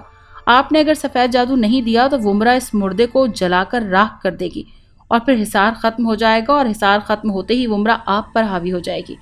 یہ کوئی چھوٹی سی قربانی نہیں، بہت بڑی قربانی ہے۔ ابھی بھی وقت ہے، ایک بار چلہ شروع کر دیا تو پھر بھاگنا موت ہوگی۔ میں اس کی تنبیہ کو نظر انداز کرتے ہوئے جیب سے سکہ نکالا اور منہ میں رکھا، اور نگلتے وقت منتر پڑھ کر نگل گیا۔ ایسے لگا جیسے میں نے کسی جلتے انگارے کو پیٹ میں ڈال دیا ہو۔ میں جلن سے تڑپنے لگا، میرے کٹے ہوئے پاؤں میں جلن کے مارے آگ لگنے لگی۔ کچھ دیر میں جلن کم ہوئی تو خوشی سے میری چیخ نکل گئی۔ میرا پاؤں ٹھیک ہو چکا تھا، میرا دل کر رہا تھا کہ میں خوشی کے مارے ناچوں، پر ابھی حصار کے اندر رہنا تھا اور چلہ شروع کر دینا تھا۔ سکہ نگلنے کی وجہ سے بننے والا پاؤں ٹھنڈ سے جم چکا تھا، کیونکہ اس میں تو کوئی جوتا بھی نہیں تھا۔ آقا، یہ منتر پڑھیے۔ مجھے اپنے اندر سے آواز آئی۔ میں حیرت اور خوف کے مارے اچھل پڑا۔ ڈریے مت، یہ منتر پڑھیے، جوتا آ جائے گا۔ اس نے منتر دہرایا۔ میں نے وہی منتر پڑھا، مگر کوئی جوتا نہیں آیا۔ 1-2 بار پھر پڑھا، لیکن پھر بھی جوتا نہیں آیا۔ میں جھنجھلاہٹ کا شکار ہونے لگا تو مردوق کی آواز سنائی دی کہ آقا، منتر ٹھیک پڑھ رہے ہیں، حصار کے اندر کوئی جادو کام نہیں کرنے والا۔ میں نے غصے سے زمین پر پاؤں مارا اور پھر ایک کپڑا پاؤں کے گرد لپیٹ لیا تاکہ ٹھنڈی ہوا اور نیچے ٹھنڈی زمین سے ہلکی سی بچت ہو سکے۔ پھر اس مردے کی طرف دیکھا، اس کے منہ کا دہانہ کھلا ہوا تھا، کیونکہ مردوق نے جب اس کی گردن دبائی تو اضطراری طور پر اس نے اپنا منہ کھول کر سانسیں بحال کرنے کی کوشش کی تھی۔ میرے لیے تو یہ چیز ایک نعمت سے کم نہیں تھی، ورنہ اس اکڑی ہوئی لاش کا منہ کھولنا میرے لیے کسی جنگ سے کم نہیں تھا۔ میں نے 2-3 لمبی لمبی سانسیں لیں اور پھر اپنے آپ کو دلاسا دے کر خون کی ایک بوتل اٹھائی اور مردے کے قریب آلتی پالتی مار کر بیٹھ گیا۔ خون کی بوتل کو ایک بلیڈ سے چیرا دیا اور مردے کے منہ میں ڈال دیا۔ ایک دم سے میری چیخ نکل گئی۔ اس مردے کے دانت میری انگلیوں کو محسوس ہوئے اور مجھے ایسے لگا جیسے کسی نے میری انگلیاں چبانے کی کوشش کی ہے۔ میں نے خوفزدہ انداز میں مردے کی طرف دیکھا، وہ ویسے ہی پڑا تھا۔ ایک بار پھر اس کے منہ میں انگلیاں ڈالیں اور میں ڈر کے مارے بری طرح تڑپ کر رہ گیا، لیکن اب کی بار میں نے جی کڑا کر کے انگلیاں وہیں رکھی اس کے حلق میں، اور پھر اس کی زبان کو نیچے کی طرف دبایا تاکہ خون سیدھا ٹپکا سکوں۔ میں نے منتر کا پہلا جاپ کرتے ہوئے تھوڑا سا خون اس کے حلق میں انڈیل دیا اور اسے حکم دینا شروع کر دیا کہ تم نے لیلا یعنی ومرا کو مارنا ہے، میں اپنا سفید جادو تمہارے حوالے کر دوں گا، اس کے بعد تم ومرا کو مارنے کے قابل ہو سکو گے، اور پھر ومرا کو مارنے کے بعد تم نے اپنے آپ کو ختم کر دینا ہے۔ یہ وہ حکم تھا جس کے لیے میں یہ چلہ کاٹ رہا تھا۔ میری انگلیاں اس سیال گاڑھے خون میں ٹکرائیں اور عجیب سی کیفیت محسوس ہوئی۔ ابھی ایک ہی بار منتر پڑھا ہوگا کہ میرے بالکل سامنے دو خونی آنکھیں ظاہر ہوئیں۔ میری ریڑھ کی ہڈی کے اندر ان آنکھوں کی مقناطیسیت سے کھنچاؤ محسوس ہوا۔ وہ کوئی بھیڑیا تھا، منہ سے خون ٹپکاتا ہوا۔ خوف کے مارے میری حالت پتلی ہو چکی تھی۔ وہ اسی جگہ کھڑا مجھے گھورتا رہا۔ کچھ ہی دیر میں چلہ مکمل ہو چکا تھا۔ میں نے جلدی سے لاش پر کپڑا ڈال دیا اور خون کی بچی ہوئی بوتل کو اس بھیڑیے کی طرف اچھال دیا، لیکن وہ بوتل فضا میں ہی تھی کہ اس بھیڑیے نے اس کو چھلانگ لگا کر دبوچ لیا۔ وہاں گوشت کی سرانٹ کی بو پھیلنے لگی۔ کچھ ہی دیر میں وہ ختم ہو چکا تھا اور خون کی بوتل بھی حصار کے اندر ہی جل کر ختم ہو چکی تھی۔ خوف کے مارے میری بتی گل ہو چکی تھی۔ دوسری رات کو وہی کام دوبارہ شروع کر دیا۔ آنکھوں میں موجود سرخی بتا رہی تھی کہ وہ غصے سے کھول رہا ہے۔ بے وقوف انسان، تو ہمارا مقابلہ کرو گے؟ اس نے چلا کر کہا اور میں کچھ بولنے ہی لگا تھا کہ اندر سے مردوک کی آواز ابھری کہ ان لوگوں کو نظر انداز کریں، اگر کچھ بولنا شروع کیا تو چلہ ختم ہو جائے گا۔ میں نے خاموشی سے خون کی بوتل اٹھائی اور چلہ شروع کر دیا۔ نک غصے سے باہر چلاتا رہا اور بولتا رہا، پھر ایک دو بار لالچ دینے کی کوشش کی۔ میں نے چلہ مکمل ہونے کے بعد آرام سے بستر میں سونا ہی مناسب سمجھا۔ 5ویں رات نک دوبارہ موجود تھا۔ اس بار وہ غصے سے پھنکار رہا تھا۔ کچھ ہی دیر میں اس نے میرے ماں باپ کے بارے میں گند بکنا شروع کر دیا۔ کتنی بار غصے سے دل کیا کہ جا کر اس کا منہ نوچ لوں، لیکن چلہ ناکام ہو جاتا۔ میں آرام سے منتر پڑھتا رہا۔ اب 6ٹھی رات تھی۔ نک ہمیشہ کی طرح دھمکیاں دے رہا تھا، لیکن اس وقت میرے بابا میرے سامنے آ گئے۔ آفتاب، تم یہاں کیوں آئے ہو؟ یہ کیا کرنے لگے ہو تم؟ میرے دل کے حالات اتھل پتھل ہونے لگے، لیکن فوراً خیال آیا کہ بابا تو مر چکے ہیں، لیکن باہر انہوں نے جیسے میرے خیالات پڑھ لیے ہوں۔ نہیں آفتاب، تم سوچ رہے ہوگے کہ میں مر چکا ہوں۔ میں مرا نہیں، مجھے ان لوگوں نے قیدی بنا لیا تھا۔ آج وہ چاہتے ہیں کہ میں تمہیں چلہ کاٹنے سے روک دوں۔ میرا دل کہہ رہا تھا کہ اٹھ کر بابا کے گلے لگ جاؤں اور بولوں کہ آپ تو میری چھت تھے، جیتے جی مجھے اکیلا کیوں چھوڑ گئے۔ میرے دل میں خیال آیا کہ یہ اگر ان کی چال ہے تو میرے بابا مجھے پہلے چلہ کاٹنے کا کیوں کہتے۔ اسی وقت ہی ایک طرف سے ومرہ نمودار ہوئی اور میرے بابا کی گردن دبوچ لی، اور پھر نک نے ایک بڑی سی چھری اٹھا کر میرے بابا کے گلے پر پھیرنے کے لیے تیار ہونے لگا تھا کہ میں اٹھ کر بھاگا، لیکن حصار تک پہنچنے سے پہلے ہی مجھے ایک جھٹکا لگا اور اندر سے مردوک کی آواز آئی، آقا، آپ کیوں اس جھوٹی شعبدہ بازی سے متاثر ہو رہے ہیں؟ یہ جھوٹ ہے، آپ کے بابا کئی سال پہلے مر چکے ہیں۔ شک کی بتائی ہوئی باتیں آپ بھول چکے ہیں کیا؟ اب جلدی سے چلہ مکمل کریں، کل آخری دن ہے، بس کسی طرح ایک رات اور برداشت کر لیں۔ میں خاموش ہو گیا اور پھر ہر طرف آندھی آنے لگی۔ آہستہ آہستہ لگتا تھا جیسے وہ سب کچھ اڑا لے گی۔ ایک دو بار ایسا لگا کہ جس بستر پر میں بیٹھا ہوں وہ بھی اڑ جائے گا، لیکن اس وقت مجھے ایسا محسوس ہو رہا تھا کہ جیسے میں خود اڑنے لگا ہوں۔ لاش کے اوپر سے کپڑا بھی ہٹ گیا۔ آہستہ آہستہ آندھی میں شدت آنے لگی۔ میں نے دیکھا جیسے لاش ہل رہی ہو، آندھی کی شدت اسے بھی اڑانے کو تیار تھی۔ میں نے جا کر جلدی سے اسے پکڑ لیا۔ اسی دوران میری ساری خوراک، پانی کی بوتلیں اور خون کی بوتلیں حصار سے ٹکرا کر جل چکی تھیں۔ میں نے ایک گنے کے جتھے کو ہاتھ ڈالا اور دوسرا ہاتھ سے لاش کو پکڑا ہوا تھا۔ یہ آندھی حصار کے اندر کیوں آ رہی ہے؟ میرے ذہن میں سوال ابھرا۔ کیونکہ حصار کے اندر ہوا آ سکتی ہے، اس لیے ان لوگوں نے ہوا بھیجی ہے۔ یہاں حصار کے اندر بہت کم شدت ہے کیونکہ حصار نے روکی ہوئی ہے، ورنہ باہر تمام گنے کے کھیت تباہ ہو گئے ہیں۔ تھوڑی دیر بعد آندھی کا زور ٹوٹ چکا تھا، میرے ہاتھ جم چکے تھے۔ سردی کے دن اور اتنی شدید آندھی، صرف ایک جیکٹ پہنی ہوئی تھی میں نے۔ ہاتھ سردی سے برف بن چکے تھے۔ آج حصار میں صرف میں اور وہ لاش باقی تھے، باقی ہر چیز اڑ کر ختم ہو چکی تھی۔ خون کی ایک بوتل جو اڑنے سے بچ گئی تھی، لیکن وہ آگے گھسٹتے گھسٹتے کسی گنے کے تنے سے جا ٹکرائی تھی اور پھٹ کر سارا خون بہہ چکا تھا، اور وہ جادوئی کتاب حصار کے باہر جلی ہوئی پڑی تھی۔ اب دیکھتی ہوں تم خون لینے باہر کیسے نکلتے ہو۔ ومرہ کی ہنسی سنائی تھی اور میرے دماغ میں سنسنی پھیل چکی تھی۔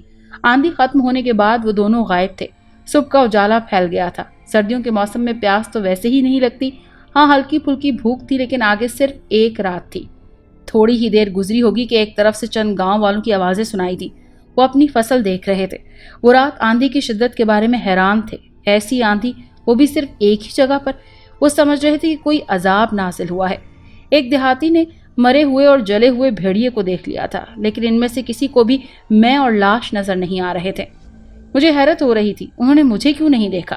رات کا وقت ہو چکا تھا اور مجھے پریشانی لاحق ہو رہی تھی کہ انسانی خون کہاں سے لاؤں؟ کیا خون کے بغیر چلہ ممکن ہے؟ نہیں، اندر سے مردوک کی آواز سنائی دی۔ 12 بجنے کے قریب ہی ومرا اور نک آ چکے تھے اور نک نے خون کی بوتل اٹھائی ہوئی تھی۔ آ جاؤ چوزے، نک میرا مذاق اڑا رہا تھا۔ میں خاموش رہا۔ آج وہ پہلے والے انداز میں لگ رہا تھا، شاید اس کی روح نے بھی ومرا کی غلامی قبول کر لی تھی۔ میں خاموش رہا۔ 12 بجتے ہی میں نے لاش کے منہ میں ہاتھ ڈال دیا اور دوسرے ہاتھ کی نالی کو اپنے دانتوں سے ادھیڑ کر رکھ دیا۔ بھل بھل خون گزرنے لگا۔ میں نے وہ خون لاش کے منہ میں ٹپکانا شروع کر دیا اور منتروں کا جاپ شروع کر چکا تھا۔ چلے کی شرط تھی انسانی خون لاش کے منہ میں ٹپکایا جائے۔ یہ شرط نہیں تھی کہ انسان کا ہو۔ وہ شرط پوری ہوتے ہی دیکھ کر لیلا پاگل ہو گئی۔ آگ لگا دو، وہ چلا کر بولی۔ کس کو؟ سارے کھیتوں کو۔ میں اندر سے دہل گیا تھا۔ گنے کی فصل بہت جلد آگ پکڑ لیتی ہے اور میں فصل کے درمیان میں بیٹھا تھا۔ ہاں، 10 فٹ کے قطر کا دائرہ ہوگا، لیکن جب ارد گرد جہنم دہک رہا ہو تو یہ 10 فٹ بہت کم بچتا ہے۔ لیکن باہر سے میں نے ڈرے بغیر چلا جاری رکھا۔ تھوڑی ہی دیر میں آگ بھڑک اٹھی تھی، ہر طرف دھواں ہی دھواں تھا۔ خون کے ایک قطرے کے ساتھ ہی 10 قطرے پسینے کے گر رہے تھے۔ کچھ ہی دیر میں درجہ حرارت کی حدت ناقابل برداشت ہو چکی تھی۔ میں چلہ مکمل کر چکا تھا۔ اس لاش کی آنکھیں بالکل نیلی اور روشن ہو چکی تھی، لیکن ابھی سفید جادو اس کے حوالے کرنا تھا۔ میرا سانس گھٹ رہا تھا۔ جیسے تیسے ہی میں نے چلہ مکمل کیا، میں نے جلدی سے سفید جادو والا منتر پڑھا۔ سانسیں اٹک رہی تھیں۔ سفید جادو اس کے حوالے کرتے ہی میری شیرگ میں اس کے مردے کی دانت محسوس ہوئے۔ کچھ ہی دیر میں سانس کی قید سے آزاد ہو چکا تھا اور میری روح فضا میں بلند ہو گئی۔ مجھے اپنے اندر سے عجیب سی توانائی پھوٹتی دکھائی دی، ہلکا پھلکا، جیسے کوئی لطیف مادہ ہوں میں۔ زندگی قید سے آزادی نے سفید جادو کے تبادلے کا کام مکمل کر دیا۔ نیچے دیکھا تو وہ لاش ہوا میں اڑ رہی تھی، آنکھیں نیلی اور روشن تھی۔ انہی آنکھوں سے روشنی کی ایک لہر نکلی جسے لیزر لائٹ نکلتی ہے۔ وہ ومرا کی آنکھوں میں گھس گئی۔ تھوڑی دیر بعد وہ چیخ رہی تھی، اس کی آنکھوں میں جیسے مرچیں جا چکی ہوں۔ اس لاش نے اپنی آنکھوں کی قوت سے اسے بھی اوپر اٹھا لیا اور پھر کچھ ہی دیر میں ایک دھماکہ ہوا۔ لیلا عرف ماہنور عرف ومرا بھی آخر کار انجام کو پہنچی اور ومرا کی روح میری روح کی طرح باہر نکلی اور فضا میں اپنے جسم کو ٹکڑے ٹکڑے ہوتے دیکھ کر مجھ سے جیسے اسے کوئی سروکار نہیں تھا۔ اس کے بعد وہ فوراً ایک طرف اڑتی چلی گئی۔ مجھے اندر سے احساس ہوا جیسے وہ جادو نگری کی طرف جا چکی ہو، کیونکہ وہ جادوئی دنیا کی غلام تھی۔ اس کی روح بھی وہیں جائے گی۔ اب وہ کسی کی غلام بن کر اپنی زندگی بسر کرے گی۔ میں نے اس مردے کی طرف دیکھا۔ وہ دوبارہ حصار میں داخل ہوا اور پھر اس کی آنکھوں سے روشنی تیز تر ہوتی چلی گئی اور پھر ایک دھماکہ ہوا اور لاش ختم ہو گئی۔ یوں سفید جادو کا سفر اختتام کو جا پہنچا، لیکن نک کہیں بھاگ گیا تھا، کیونکہ اس کی روح ومرا کی غلام تھی، مگر اب وہ آزاد ہو چکا تھا۔ اب میری لڑائی اس سے باقی تھی۔ میں نک کی تلاش میں مارا پھر رہا تھا۔ اس دن آپ کو یہاں بینچ پر دیکھا تو آپ کے خیال پڑھے، سوچا کچھ آپ سے کہانی شیئر کر لوں۔ اور پھر ایک دن آپ کو یاد ہوگا میں بڑی خوفناک حالت میں یہاں آیا تھا، جس دن آپ ڈر گئے تھے۔ اس دن نک کو ڈھونڈ لیا تھا۔ پھر میری اور اس کی لڑائی روحانی لحاظ سے ہوئی اور روحانی طور پر زیادہ طاقتور تھا۔ بس لڑائی ہوئی اور اسے ہرا کر روحانی دنیا سے بھیج دیا۔ اب آپ کو سوالات کے جوابات دے کر میں نے بھی تو وہیں جانا تھا۔ کیا مطلب؟ میں خوفزدہ ہو چکا تھا۔ مطلب آپ نے مجھ سے پوچھا تھا نا کہ جب پیر کٹ چکا تو پھر آپ ٹھیک کیسے ہیں؟ ہاں، میرا پیر کٹ گیا تھا، لیکن آپ کو پتا ہے نا روحوں کے پیر کٹے ہوئے نہیں ہوتے۔ مطلب؟ ہاں، میں کئی دن سے مر چکا ہوں، تو میں ایک روح سے ملتا رہا ہوں۔ ہاں، یقین نہیں آتا، اس نے پوچھا اور یہ کہہ کر میرے سامنے غائب ہو گیا، اور پھر میرے بھاگنے کی رفتار دیکھنے کے قابل ہو چکی تھی۔ اگر آپ کو یہ کہانی اچھی لگی ہے تو اسے لائک کیجیے اور ہمارے چینل کہانی محل کو سبسکرائب کیجیے۔ اور ہاں، اگر آپ کے کسی دوست، رشتہ دار یا بہن کے ساتھ خدا نخواستہ اس طرح کا کوئی بھی واقعہ پیش آیا ہے تو ہمیں کامنٹ سیکشن میں اس کے بارے میں ضرور بتائیے۔